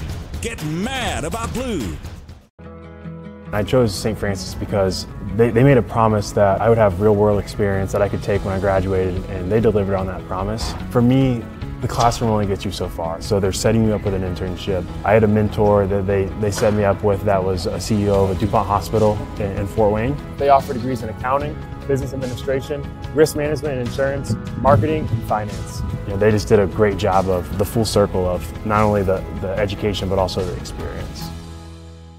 Parkview Sports Medicine, especially since I've been a pro, has been a place where my game has really been able to develop in multiple facets. Injury prevention, maintenance, physical therapy, weightlifting, agility work, all the things that I need to do in order to have an NBA body. This is the place for me to go when I come back home and I need to get a workout in. Always welcome me back with open arms. Parkview Sports Medicine. Game on. Both runners are running, play coming home. From the crucial plays to the highlight of the game to the victory celebration, we are there. Summit City Sports isn't just a business, it's a group of companies investing in the youth of Fort Wayne athletics. It's because of Parkview Sports Medicine, because of Kelly Automotive Group, Indiana Wesleyan University, University of St. Francis, and Big Eye Fish, that we can produce our broadcast viewed by hundreds of thousands in Northeast Indiana. Support Summit City Sports. Become a sponsor. Join our winning team today. I mean, you make a great point about that. It's not built to come from behind. You got 3, 4, maybe 4 good rushers for Logansport who kind of take turns taking cracks at it from the wingback position. And, my favorite is watching Oscar Grimaldo, the senior. guys, he played receiver his first 3 years, and the Coach Mike Johnson said it took him 3 years to figure out at receiver you don't get the ball much in the wing T offense. So he decided to switch to wingback this year, and he's turned in a spectacular season, nearing 1,000 yards. He's topped the 100-yard mark 6 times this year, and as Charlie pointed out, the first half stats, they've held him to 23. Yeah. So I think that, as much as anything, is an indicator of how this Bishop Dwenger defense has been able to stymie the wing T attack. Eric, we in pregame we were able to get a few different nuggets from Coach Watts. Generally, you know, what we see from the players, they feed off from the coaches. You talked about a good positive vibe down there. The kids are having fun. The coaching staff, are they enjoying this contest as well? Oh, absolutely. I mean, you guys, you're familiar intimately with some of these coaches, Coach Watts, Coach Wharton. I just see a lot of these guys having a blast. Coach Garrett, you know, you can see him roaming the sidelines. He always likes that vantage point from, you know, away from the rest of the crowd, down the field a little bit, so he can see what the defense is looking at, so to speak, at the offense. And every now and then you hear a comment from him about, let's see what they do here, or let's hit this one big. I mean, he's just licking his chops and enjoying the opportunity that his offense has to try out some new things tonight. Obviously, that passing attack that we've seen thus far from Brendan Lytle has been effective, and I think we're going to see some more of that. If not in the second half, you know, they might just try a little bit to get his feet wet, because this is something you kind of want to ease your way into. I know he's had 3 games as a start of this season, but having this game here and the ability to showcase your sophomore quarterback, get him some reps. You know, I don't expect him to play the whole game, but especially this third quarter, just give him some more practice, maybe take a couple shots, get him some more experience throwing the football, and that's something that we'll probably see a lot more of down the stretch this postseason. Yeah, it could very well. Eric Pete, thanks very much for those comments. Coach Corey Kitchens, when we talk again about that Bishop Dwenger Saints defense, or offense, excuse me, going a little bit up-tempo here, changing up a little bit of schemes, opening up the playbook a little bit. I know they were working on a counter trade this week. We saw that really to not great effect so far here in the first half. Could be, again, featured again here in the second half. We don't really know. But games like this, again, when you're up 28-0 at the half, these are confidence builders for those sophomores, turning them into juniors, turning your juniors into seniors, and really building that confidence for a long, long stretch, if in fact that's in the cards. No question about it. I think that what you'll probably see out of the Saints offense is probably 1 to 2 series with the starters in, more than likely. If the game continues in the fashion that it has in the first half, they'll probably put some up-tempo in. They'll do some things to try to gain some further experience, and then they'll probably get those guys out and keep them healthy for the stretch drive. All right, folks, we're going to take a final 30-second break. When we come back, the third quarter is right around the corner. 28-0 is your score. Saints on top. Stick around. You're listening to Bishop Dwenger Football on Redeemer Radio, 106.3 FM. Automotive Group is simple, transparent, reliable. Simple. Our customer specialists make buying a car easy and fun. Transparent. Our price listed is the best price. No hassle, no gimmicks. Reliable. Buy with confidence and peace of mind. We work hard to ensure the best value however you shop. Choose from over 60 vehicles under $10,000. Visit drivekelly.com. The Kelly Automotive Group. Simple, transparent, reliable. Welcome back to Logansport, Indiana, ladies and gentlemen. This is Bishop Dwenger Football on Redeemer Radio. Saints 28, Logansport 0, getting ready to start the second half of action here. Again, Logansport deferred to begin the game, so they will receive the ball. And Dwenger will be kicking right to left on your radio dial. 12 minutes on the board, 28-0 is your score. Filler will tee this one up from the 40-yard line. And again, interestingly enough, the Saints tried an onside kick, was almost successful. But again, a penalty was called, and it gave a short field to the Berries, but still they were not able to punch one in or put any points on the board. Will the Saints try that again is a valid question. I think they're trying more than a few things tonight against Logansport. Ball comes off the tee. Filler has to come up and We'd be remiss if we didn't talk about the fact that that sort of onside kick has got to be scouted by your special teams coaching staff. They've done a great job of figuring out that would work. Right. And they had that scouted very well. We didn't execute it, but they had it scouted well. Filler puts his leg into it, driving kick down the middle of the field, taken near the 5-yard line, looking for some room, tries to bounce it outside, now takes it back, gets tripped up, and just shy of the 20. And so that's where the Berries will take over, 1st and 10. Skylar Trujillo on the return for the Berries, and they'll bring that wing T offense back out, 1st and 10 from the 20.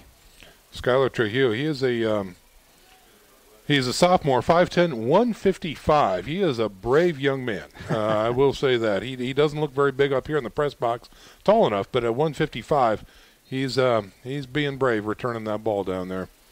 All right, here come the Berries on offense now. Quarterback under center. Get to that setback, tries his off-tackle run near the right side, gets north of the 20, out to about the 23.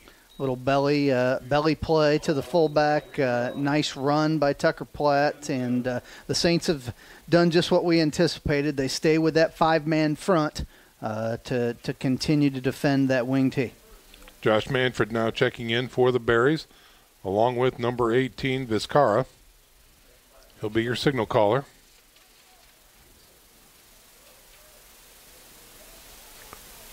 Under center, wing back left. Here's a give to the tailback this time, running to that left side. Not much there. He pushes his way out to the 25, and that's going to bring up about 3rd and 5 for the Berries. The other thing the Saints defense has done tonight is they have kept fresh bodies up front. We just had looked like a hockey line change. 4 guys came in from the sidelines, and they're throwing fresh linemen up front at Logansport. On 3rd and 5, little misdirection counter this time. Squeaks his way through the middle, gets blasted and dropped near the 29-yard line. I believe he is going to be shy of the first down by inches. That's that wing counter. Once again, it's been a good play for Logansport tonight. That's probably been the play they've been most successful with. Yeah. Platt checks in as a protector, and Logansport will punt. 2 men back deep for the Saints, including Crone. Oh, boy. And now we've got a flag. T.J. McGarry jumped the gun. We're going to get a first down, Logansport. Offense back out onto the field for the Berries. That's a special teams error by the Saints, the likes of which we haven't seen much this season. That's very uncommon so far. As Obergfell gives a little tap to McGarry. It's all right. Let's go. We just got to get we got to force another 3 and out, and then they'll do it again. But so Logansport, after the penalty, gets a free 5 yards and a fresh set of downs out to the 34. Here's a snap. He's rolling out. He's throwing to the flats, and it is going to be broken up. Great timing that time by the Saints. Ooh, yeah. It is great timing because there was no flag thrown. Yeah, it appeared to be slightly early to me, but if they don't throw the flag, you get away with it. Then it doesn't happen. Yeah, that's right. That was 36, and that's Gage Renbarger who made the contact out there from his defensive back position, separated the ball from the receiver, and an incompletion brings up a 2nd and 10. New line now for the Saints. Here's a snap. Again, tailback this time, left side. Dragged down from behind and stuffed for no gain. Ran the buck sweep that time off the left-hand side where they pulled both guards left and sweep that back around that way, but didn't phase the Saints one bit. We'll call that a gain of 1, actually, bringing up 3rd and 9. Third quarter action, 9:30 remaining in the third quarter. 28-0 is your score. Saints over the Berries. Berries driving left to right on your radio dial. 3rd and long from their own 35. Rolling out to the right side, looking to throw, and has pressure. He is covered up and sacked. Who is coming up for the Saints? Waggle pass that just got absolutely stuffed. Looked like T.J. McGarry was there, making up for that jumping offsides on the punt. Well, and he blew up his blocker and still made the sack. Yep. Wow, what a play. So the 3-and-out works for the Saints defense, and Logansport back into punt again. Good snap. Gets his leg into it. Nice quick punt that time. Gets the ball away. And it takes a Saints bounce and will be touched up at about the 47-yard line. So the Saints coming out with 53 yards to go here in their first drive of the third quarter. In watching that punt, T.J. McGarry was the last guy off the line that time, Sean. Yeah. Won't get burnt again. No. All right, so again, this is the first drive of the third quarter for the Saints. Again, their defense holds, and the first drive of the third quarter for the Berries is not successful. And a short field now coming up for the men in white as they place the ball at the 46-yard line. Under center, I formation. Lytle, snap, counter tray through the middle. This time they bounce it outside. Gets north into the linebacker core. And still on his feet is Devin Timmon, grinding it out to the 50. Slightly more successful on the counter tray that time. Found some yardage there. And, Joe Tippmann just absolutely pancaked a Logansport Berry down there. Wow. It's probably standard operating procedure. That's kind of what he does, yeah, you know. Absolutely. Wow. All right, gain of 4 for Tippmann. Brings up 2nd and 6. Wide out left and right. I formation. Lytle under center. Snap. He looks to throw on 2nd down. Guns it out to the flats, left side. Got a man and incomplete that time. Overthrown. And the Saint down there, his intended receiver, was O'Keefe. Yep, just threw that really out of bounds. Didn't give his receiver much of a chance to catch that one on the sideline there. Did Brendan Lytle, so I think he'd like to have that one back. O'Keefe kind of favoring his left hand there. Don't know if he came down awkwardly. Kind of came down on the track almost. Yeah, track's pretty close, isn't it? Brendan kind of led him all the way out to the track on that throw. They may not be chest bumping on the next time. But. That's right. 3rd and 6 coming up for the Saints. Lytle will be under center. 2 wide outs to the left side, 1 wide right. And now we've got might be a delay game against the Saints. And that's what it is. So 3rd and 6 is going to turn into 3rd and 11 for the Saints here in their opening drive of the third quarter. Well, I guess we were wrong about that quick tempo. Yeah, I think so. When we get a delay of game penalty, we're probably not up tempo. Not so quick. All right, so let's see what the Saints dial up here on 3rd and 11. Again, still good field position. The ball is resting just at their own 45-yard line. Lytle's from the shotgun. Here's the snap. He looks to throw, checks off, rolls right. Still looking downfield, still looking, throws. And does he have a catch? If he does, it's going to be short. Nope. And that's going to be incomplete, out of bounds. Forced him out of the pocket there. He tends to get a little jumpy. That's one of the differences between him and Patrick O'Keefe. Patrick would tend to stay in there, look down the gun barrel, whereas Brendan gets out and moves around out of the pocket. Often good because he often creates things, but that time maybe left a little too soon. Filler back to punt this one away. Here's a snap, a little high, but he has the ball. Good kick, sailing kick. Whoa. This one never got off. They whistled the play dead. That was a punt and a half. Let's check in with Eric P. Whistle dead before the kick. Yeah, the flag there was for 12 men on the field. Grimaldo was back to field the punt, made the indication toward the sideline that they need one more. And so 2 guys decided they would be that one more. And both ran onto the field at the same time as the ball was snapped. So 12 men. All right. So that gives the Saints first down. Is that a first down? I believe that's an automatic first down. No. Still 4th. Right, so okay. Still 4th. But the Saints have brought their offense back on anyway. Look at that. So the ball is back at the 50-yard stripe. 4th and 6. Yeah, on 4th and 6, Lytle is back out there on offense. And he is going to be lining up the offense. Here we go. He looks like he's going to be under center with an I formation.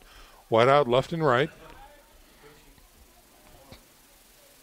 Here's a snap. And they're going to bounce it outside to the left. He's got some room. He's still running. He's off to the races. The 30-yard line, the 25, gets pushed out of bounds. Devin Tippmann with a nice run that time. gets it down inside the red zone to about the 16-yard line. Another ISO play off the left-hand side to just make it look too easy at this point out of the I formation. Needed 6 yards and picked up about 26. I think that was more like 34. I think the ball was at the 50. I told you I don't do math. It gets it down to the 16. Wow, what a run. So a 34-yard run that time by Tibbins sets up the Saints on 4th down, no less, and a 1st and 10 coming up now. Here's a snap, get to the tailback again. Tibbin, they got him by the shoestring, and he's hit, dropped for no gain. Hopefully he jumps up. Anytime you get yanked by the ankle like that, you're a little bit concerned about a twist, but looks like he's fine. So no gain on the play, brings up 2nd and 10. 28-0 is your score with 7 minutes remaining here in the third quarter. Saints on top and driving. Down inside the red zone at the 16-yard line of the Berries. I formation. Lytle will be under center. Fullback this time. Punches it through. Gets down to about the 10-yard line. That was Crone on the carry for the Saints. Lucas Crone picking up another carry. Just a simple fullback dive. Saints are pretty simple in scheme, but been very effective in the run game. That they have. And we'll call that a 3rd and long 3 now for the Saints as they place the ball just inside the 10-yard line of the Berries. And it looks like another I formation coming up for the Saints. Tight end left. Here's a snap. Get to the tailback. Tibman. He's going to grind. He's going to wind up a little short, I believe. And slow getting up is Joe Tibman, it looks like, number 65. They're bringing in the power unit on 4th and 2 here. That they are. They place the ball at the 7-yard line. And let's see what the Saints do here, taking their time back in the huddle. Still plenty of time on the play clock. And Tibman will be lined up in that power I left formation. Big Joe Tibman. Under center, snap, fullback blast this time. Bouncing it outside is T.J. McGarry, and a touchdown. Alone in the flats on the right side. McGarry tries his way through the middle. Nothing there. He bounces it out and scores 6. Tough play for the Logansport defense. They thought they had him stopped on 4th down, and he bounces it outside and picks up not only the 1st down but the touchdown. A 7-yard run by T.J. McGarry puts 6 more points on the board with 5:30 remaining in the third quarter. The score now 34-0 Saints. Special teams back out onto the field as Garrett will line up the chip shot here from the 10-yard line. The snap and the hold are good. The kick is up, and it is good. All right, another point on the board for the Saints, 35-0 with 5.5 to go here in the third quarter. We'll take a 30-second break. When we come back, more football on the way. Stick around, football fans. This is Bishop Dwenger Saints football on Redeemer Radio 106.3 FM. Parkview Sports Medicine is an integrated sports medicine team. We're treating injuries when and where they happen and working to prevent them before they do. We believe the best care is coordinated care, helping ensure you get the individualized services you need every step of the way, offering innovative treatment techniques to get you or the athlete you love back in play. Reaching higher, pushing further. Parkview Sports Medicine. Game on. All right, ladies and gentlemen, back live to Logansport, Indiana, where the Bishop Dwenger Saints have a commanding lead over the Berries, 35-0 here in the second half, third quarter. And the Saints are getting ready to kick this one away after the T.J. McGarry 7-yard scamper for a touchdown. J.P. Filler with the ball at the 40-yard line awaits the whistle.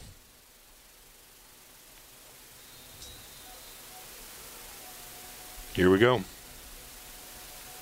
Filler, end over end kick, launching this one to the left side, taken near the 3-yard line, breaking it across field, looking for some blocks, not finding much there, gets hit at the 15-yard line and taken down for a stop. And that's where the Berries will take over 1st and 10 near the 15. Great special teams coverage once again by the Saints coverage unit. Kickoff unit, and to hold anybody inside the 20-yard line is a great job in high school football, and they've been doing that consistently all season long. Football fans, H&L Electric is your full-service electrical contractor. From commercial and industrial to residential, H&L can handle the smallest to the largest of projects for your business or residence. Call Pete Henry at H&L Electric. Here's the Berries on first down. Quick give, left side, he hits a wall, driven back, and was the whistle blown? It must have been. Yeah, so not much there for number 33 for the Berries. Forward progress stopped on Josh Manfred by T.J. McGarry again. I'd say probably player of the game defensively thus far tonight for the Saints. Yeah, I think for me, McGarry certainly has a vote on me, but Jared Lee as well is really having a great job. That linebacker core is a special group for the Saints. Well, it is, and what they're doing tonight with that five-man front allows those guys to have to keep the blocks off of them. That's what the five-man front does. Yeah. All right, gain of 2 that time brings up 2nd and 8 for the Berries. And again, here's a quick give. This time around the right side with Ronaldo. Yep, not much doing there. Looks like 3rd and about 8. Yep.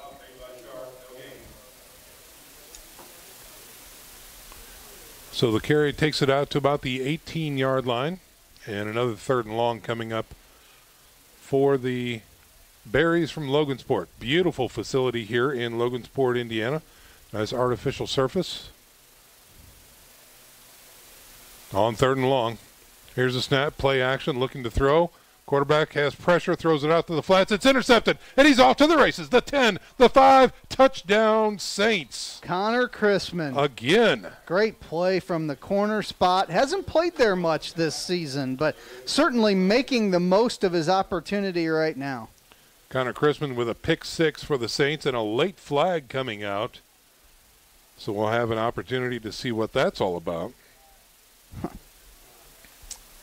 Maybe a celebration penalty against the Saints. I don't know, Corey. I didn't see it. All 11 rushed to congratulate Mr. Chrisman in the corner of the end zone, but I can't imagine that that's a penalty, but we'll find out what we got here. Personal foul. Against Logansport. Against Logansport. So the indication was that the touchdown is good. So this might have been a dead ball penalty after the touchdown occurred against Logansport. And that could be assessed upon the kickoff. So Garrett is in for the PAT. Mm-hmm. As he takes a couple practice swings. If you're practicing kicking, is it a swing? I don't know. Sure. You know, it's funny that you say that. Tom Downham is the former Saints coach who's out at St. Francis, and they call him the swing coach. There you go. Garrett's PAT is up and good, so another point on the board, 42-0 with 3:57 remaining here in the 3rd quarter. We'll step out for a 30-second break. Stick around, football fans. This is Bishop Dwenger Saints football on Redeemer Radio 106.3.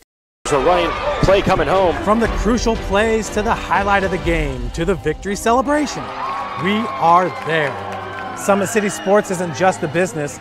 It's a group of companies investing in the youth of Fort Wayne athletics. It's because of Parkview Sports Medicine, because of Kelly Automotive Group, Indiana Wesleyan University, University of St. Francis, and Big Eye Fish, that we can produce our broadcast viewed by hundreds of thousands in Northeast Indiana. Support Summit City Sports.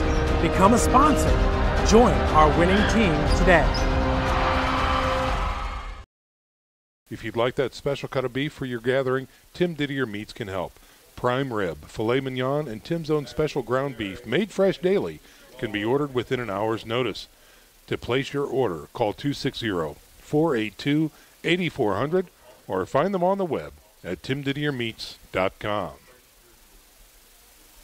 So the Saints, after the Chrisman pick 6, preparing to launch this one. Got a new, and here we go, Corey, new numbers on the field for the Saints as they start to trickle in. Get your program ready. Tanner Tutwiler, number 81 for the Saints. He's a junior kicker, 5'10", 190. Yeah, they failed to mark off that penalty against the Berries. Tanner will take that extra 15 yards. Yes, he will. So from their own 40, they will move that ball now into Berry territory down to the 45-yard line. Again, we've got 3:57 remaining in the third quarter. 42-0 is your score. Saints driving this one home.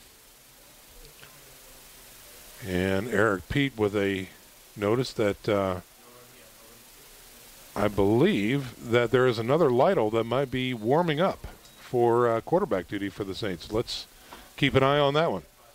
Right now, here's Tutwiler's kick, and he launches this one into the end zone. No return that time, and the Berries will take over 1st and 10 from their own 20-yard line.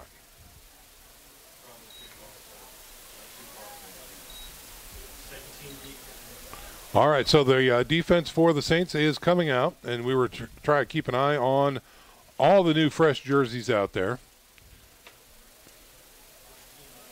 First team does not appear to be out there for the Saints. And here come the Berries on offense.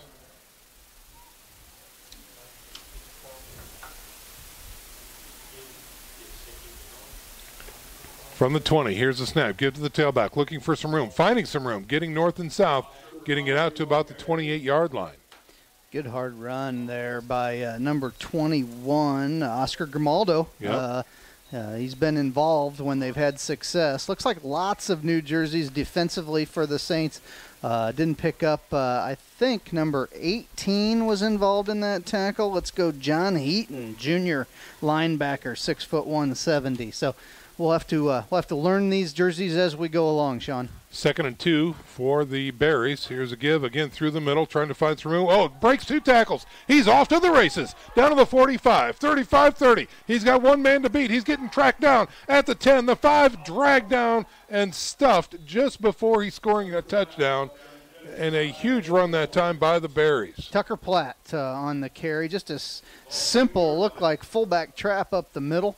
And what happens when you bring new defenders into a game and they haven't been involved in the speed with which you run that wing tee, that's where they found success right there against a new unit of Saints. That's exactly right. He was able to shed an arm tackle quite easily that time, got to the hole, ran down the field, and now they're set up for business. 1st and goal from the 2-yard line. Give to the big man, plunges into the end zone, touchdown. The Berries are on the board with 2:37 to go here in the third quarter. Well, that didn't take long against the second unit of the Saints. So looks like fireworks maybe on the far side over there. The young man, there it comes. Yeah.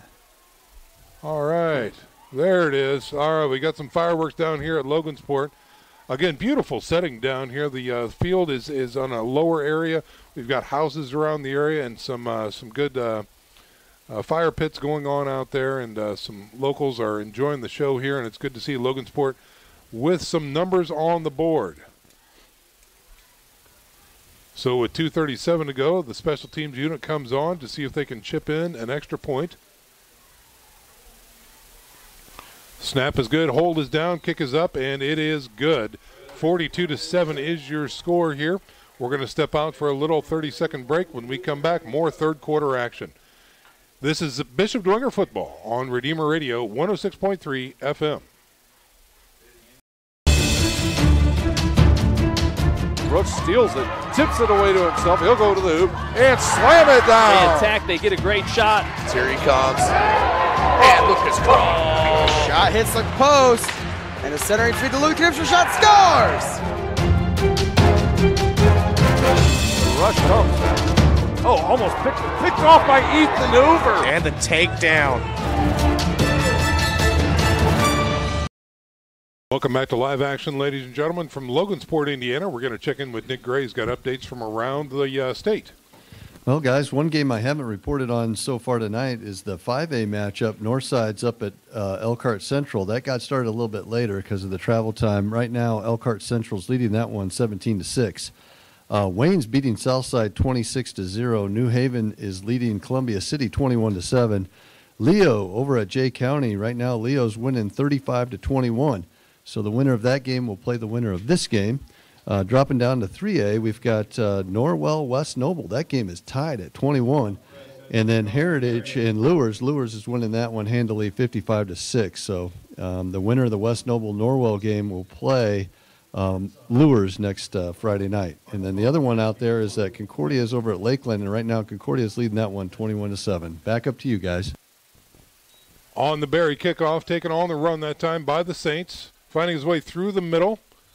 Looks like a new return man for the Saints there, trying to get a number. Jack Hartzog. Jack Hartzog, number 20. All right. Very good. All right, so that's probably going to shut down the stats here tonight, as we've got some new players coming in, and it looks like Drew Lytle. Drew Lytle, the junior, will be in. He's wearing number 19. He checks in as a 6-foot, 150-pound quarterback, the older brother of starting quarterback Brendan Lytle.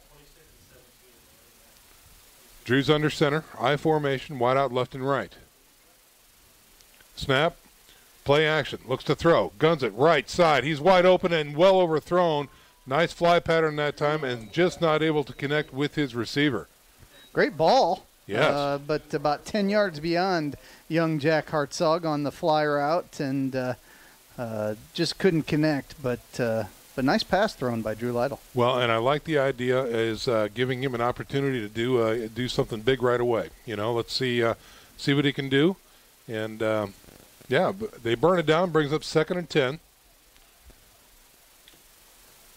Again, they're at their own 33-yard line.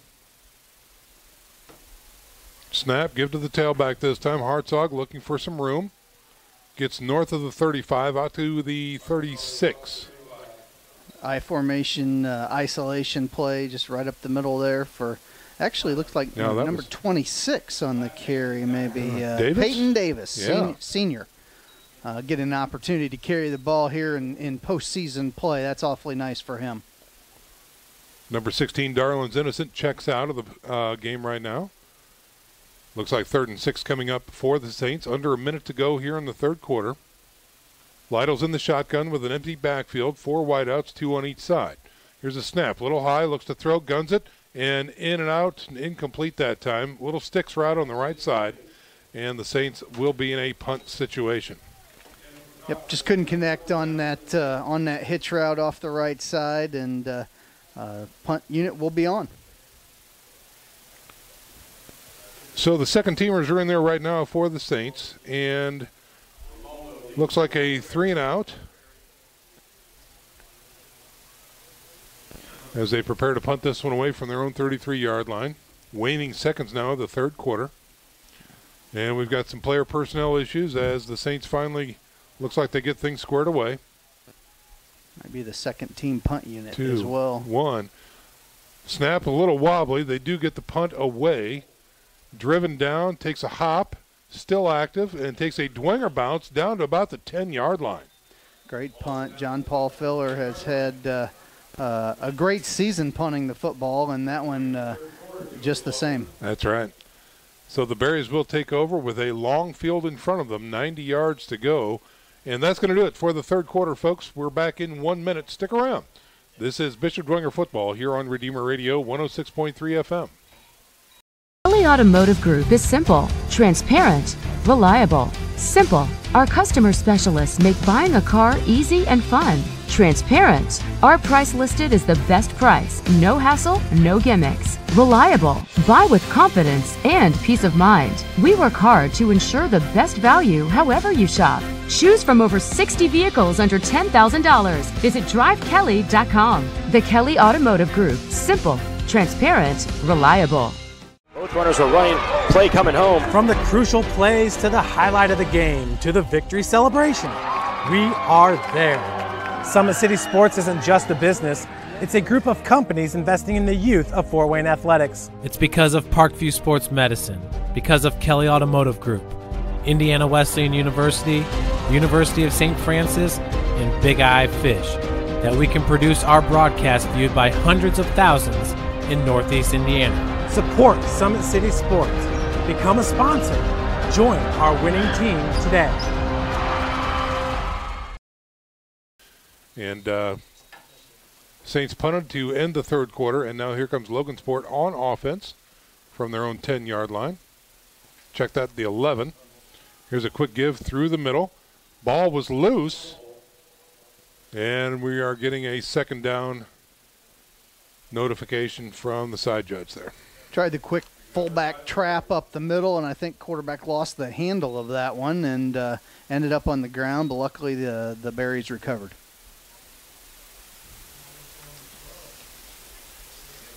So they move the ball ahead 1 yard there, brings up a 2nd and 8 now. Well, maybe 2nd and 9.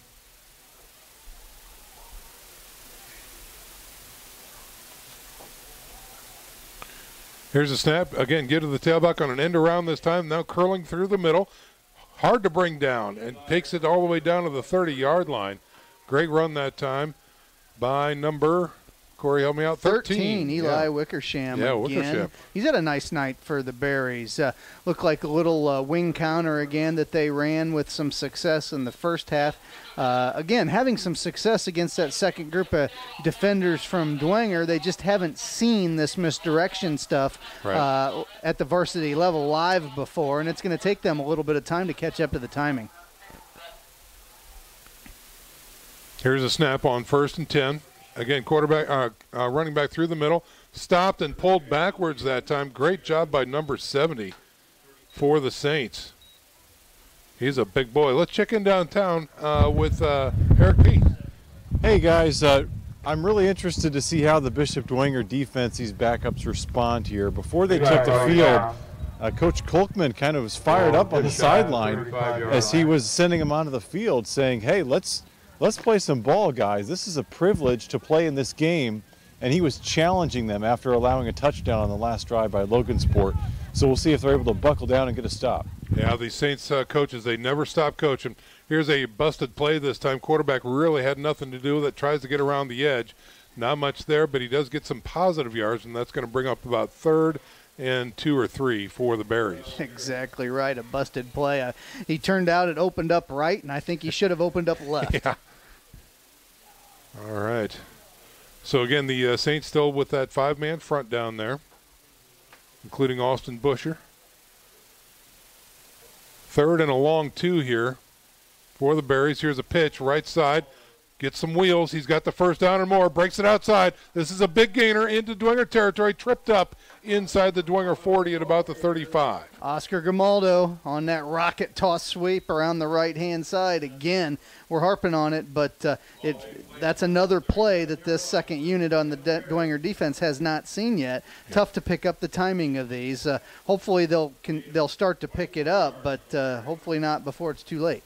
That's right. So the ball is now resting at the Dwenger 37-yard line, and a new set of downs for the Berries as they come up to the line. Again, very tight formation, 2 wing backs, single setback. Here's a counter. Grimaldi this time finds his way again through that linebacker core. Safeties have to make the play, and he will have close to the first down. The success that Logansport's having against the second unit here gives me some appreciation for just how well the first team of the Dwenger defense played earlier in this game. Yeah, it's a great call. So that will be enough for a Berries first down again, and this time they put it at the 26-yard line of the Saints.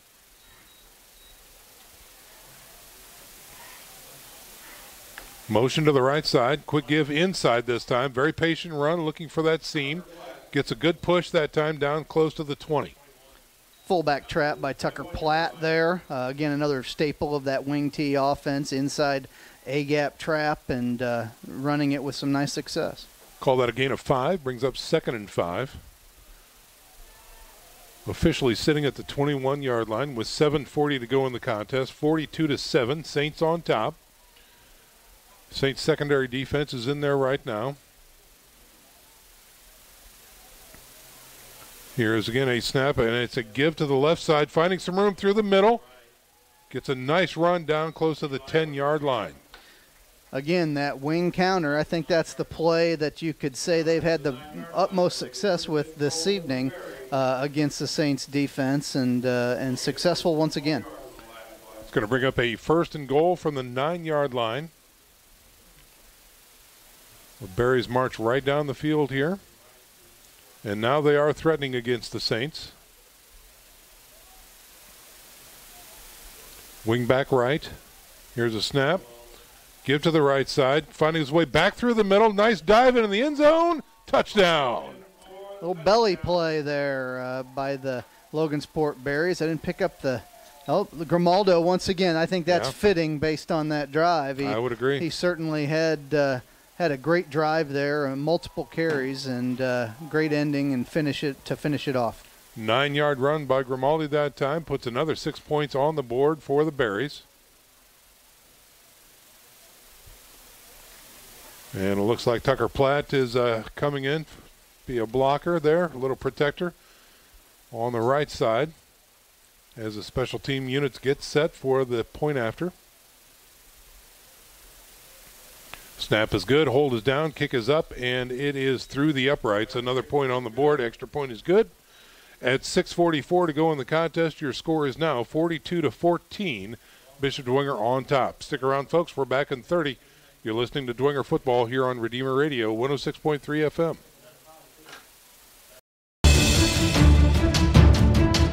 Brooks steals it, tips it away to himself. He'll go to the hoop and slam it down. They attack, they get a great shot. Here he comes. And Lucas Crawl. Shot hits the post.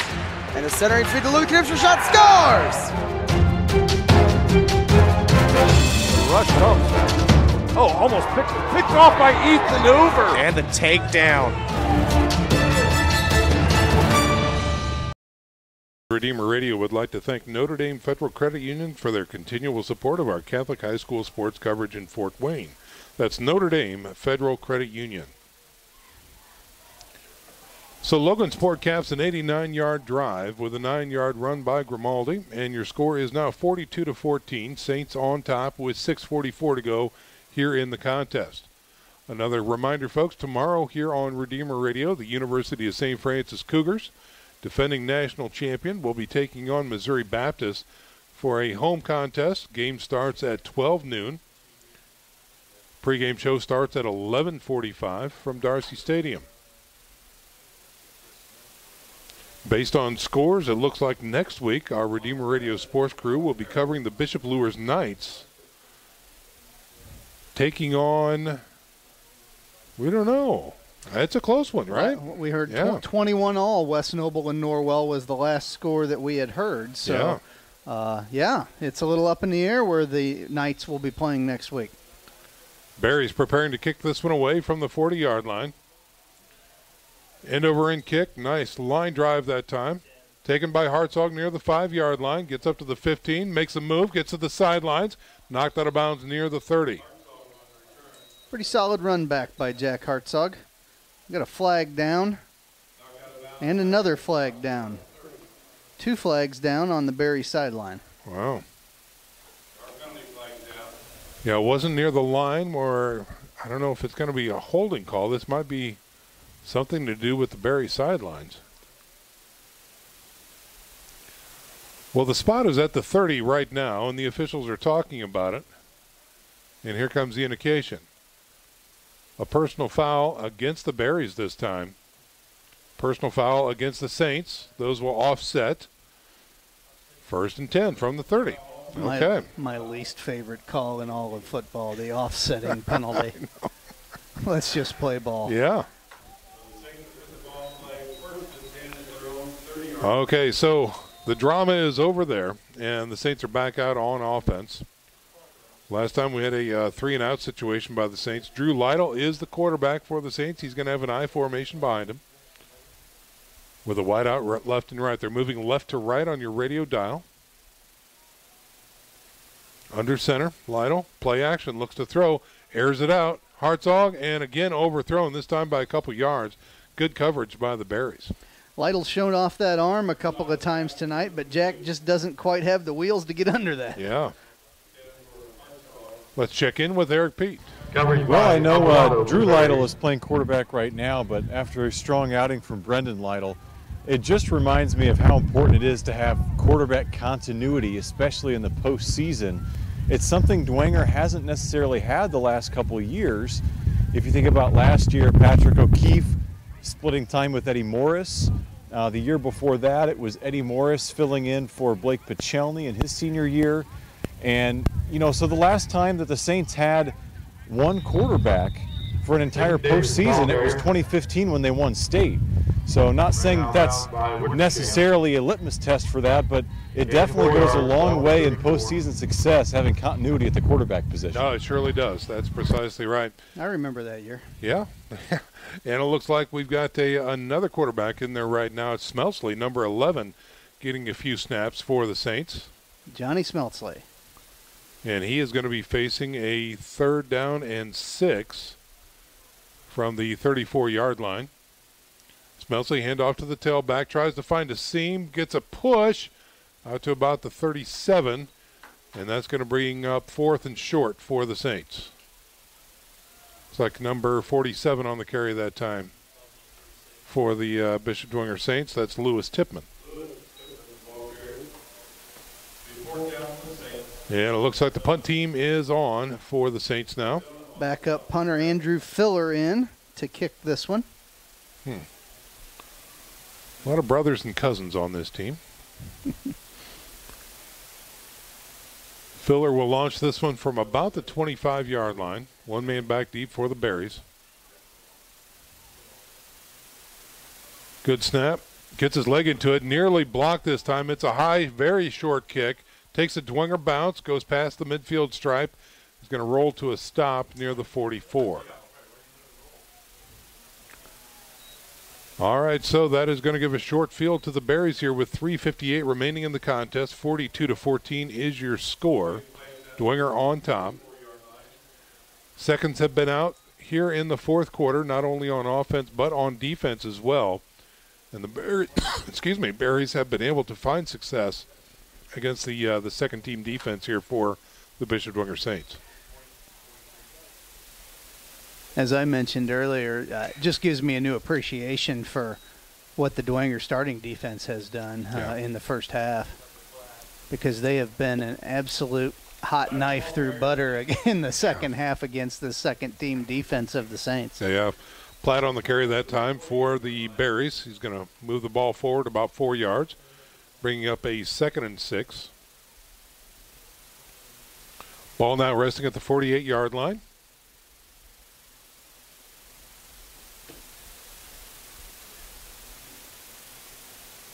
Berries now back up to the line. There's a rollout to the right side this time, and hit and dropped. He's going to fall forward for a little gain close to the 50-yard line. Like a belly keep play there by Viscara, the quarterback of the Berries, and not a lot of running room, but advanced it 3rd and about 3 for a 1st down. Just shy of the 50-yard line now for Logansport. Winding down to 2.5 to go here in the contest. And now we've got a timeout on the field. Might be an equipment timeout. Just got a score update from Norwell. West Noble's taking a 28-21 lead on the Norwell Knights with about 22 seconds left in the game. Wow. So, the Knights of Lures might be traveling to West Noble if that holds up. And if they do, we'll go with them. So, all right, back here, we've got the Berries on 3rd and short, and a give to the tailback through the middle. He's got room. He's got the 1st down. Gets into Dwenger territory down to about the 42. Wing-back counter again. Great play. Very successful for Logansport tonight. Wickersham. Eli Wickersham did a nice job on the carry there. Checking in is Viscara, number 18. 1st and 10 for the Berries. Under 2 minutes to go now in the contest. Man in motion to the right side. Here's a quick give through the middle. He's got some room. He's fast. He is off to the races. Gets into the safety core. Gets knocked down near the 23-yard line. Miles Dungy on that carry. Haven't heard his name a lot tonight, but boy, he did look like fresh legs there. Yeah, he did. Let's check in with Nick down for the camera. Let's see. We're going to mark it near the 23-yard line, and that's another 1st and 10 for the Berries.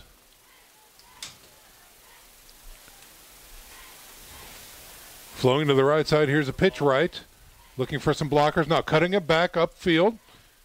Gets it down to about the 15. Big scrum. Now the whistles finally blow. near the 14-yard line. That's very close to a first down, but I think maybe just shy. Rocket toss sweep. We're under a minute to play. 2nd and 1 here for the Berries. Ball resting at the 14-yard line. They've got time to punch another one in here. Won't give them a W, but it will give them some pride. Here's a snap. Again, end around left side, looking for some room, get wrangled, and he's down at the 10. That will be enough for Barry's first down. Odds are that'll probably do it. That'll probably do it because the clock continues to grind down, and that will do it. Both teams coming to the midfield stripe, and the Bishop Dwenger Saints will walk away with a Sectional 1 victory over the Logansport Berries. 42-14 is your final score here from Logansport, Indiana. We're going to go ahead and step out for a 1-minute break. When we come back, we will have our post-game presentation and hopefully an interview with the Dwenger coaching staff. Stick around, football fans. We're back in 60 seconds. This is Bishop Dwenger Football on Redeemer Radio 106.3 FM.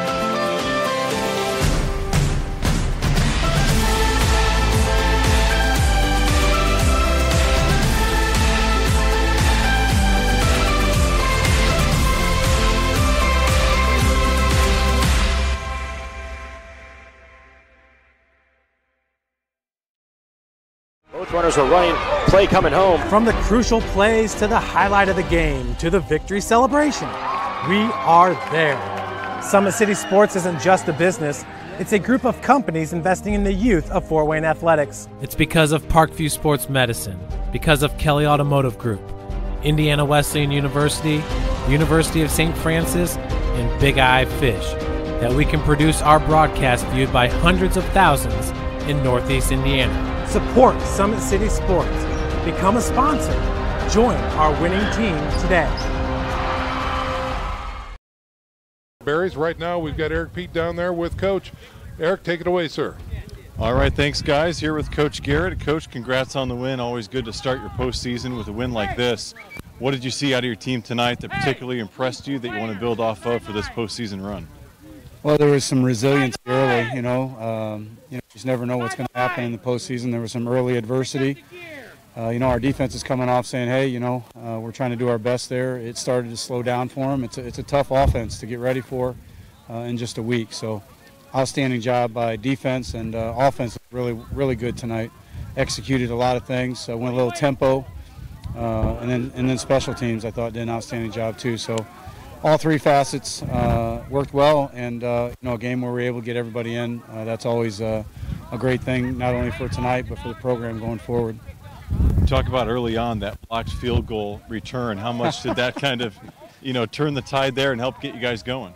Yeah, it's one of those things. We needed it actually. Again, we were trying to make adjustments on defense, and then to have a big play like that, and then.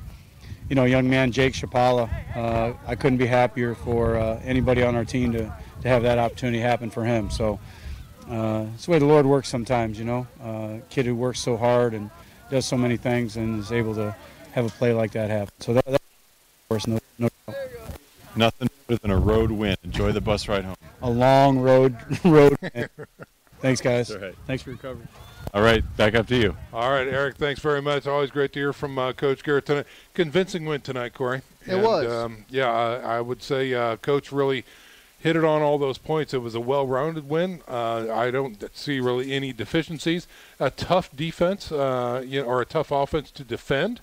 And the offense got it done, too, not only on the ground but in the air. Yeah, he made the point that we made early in the game, that it takes, when you're playing an offense like this that you haven't seen, and Logansport does a nice job of running it, that wing tee, but it takes a little while for the speed of that to catch up to your defense, and once they did, they really shut it down. Yeah, they surely did.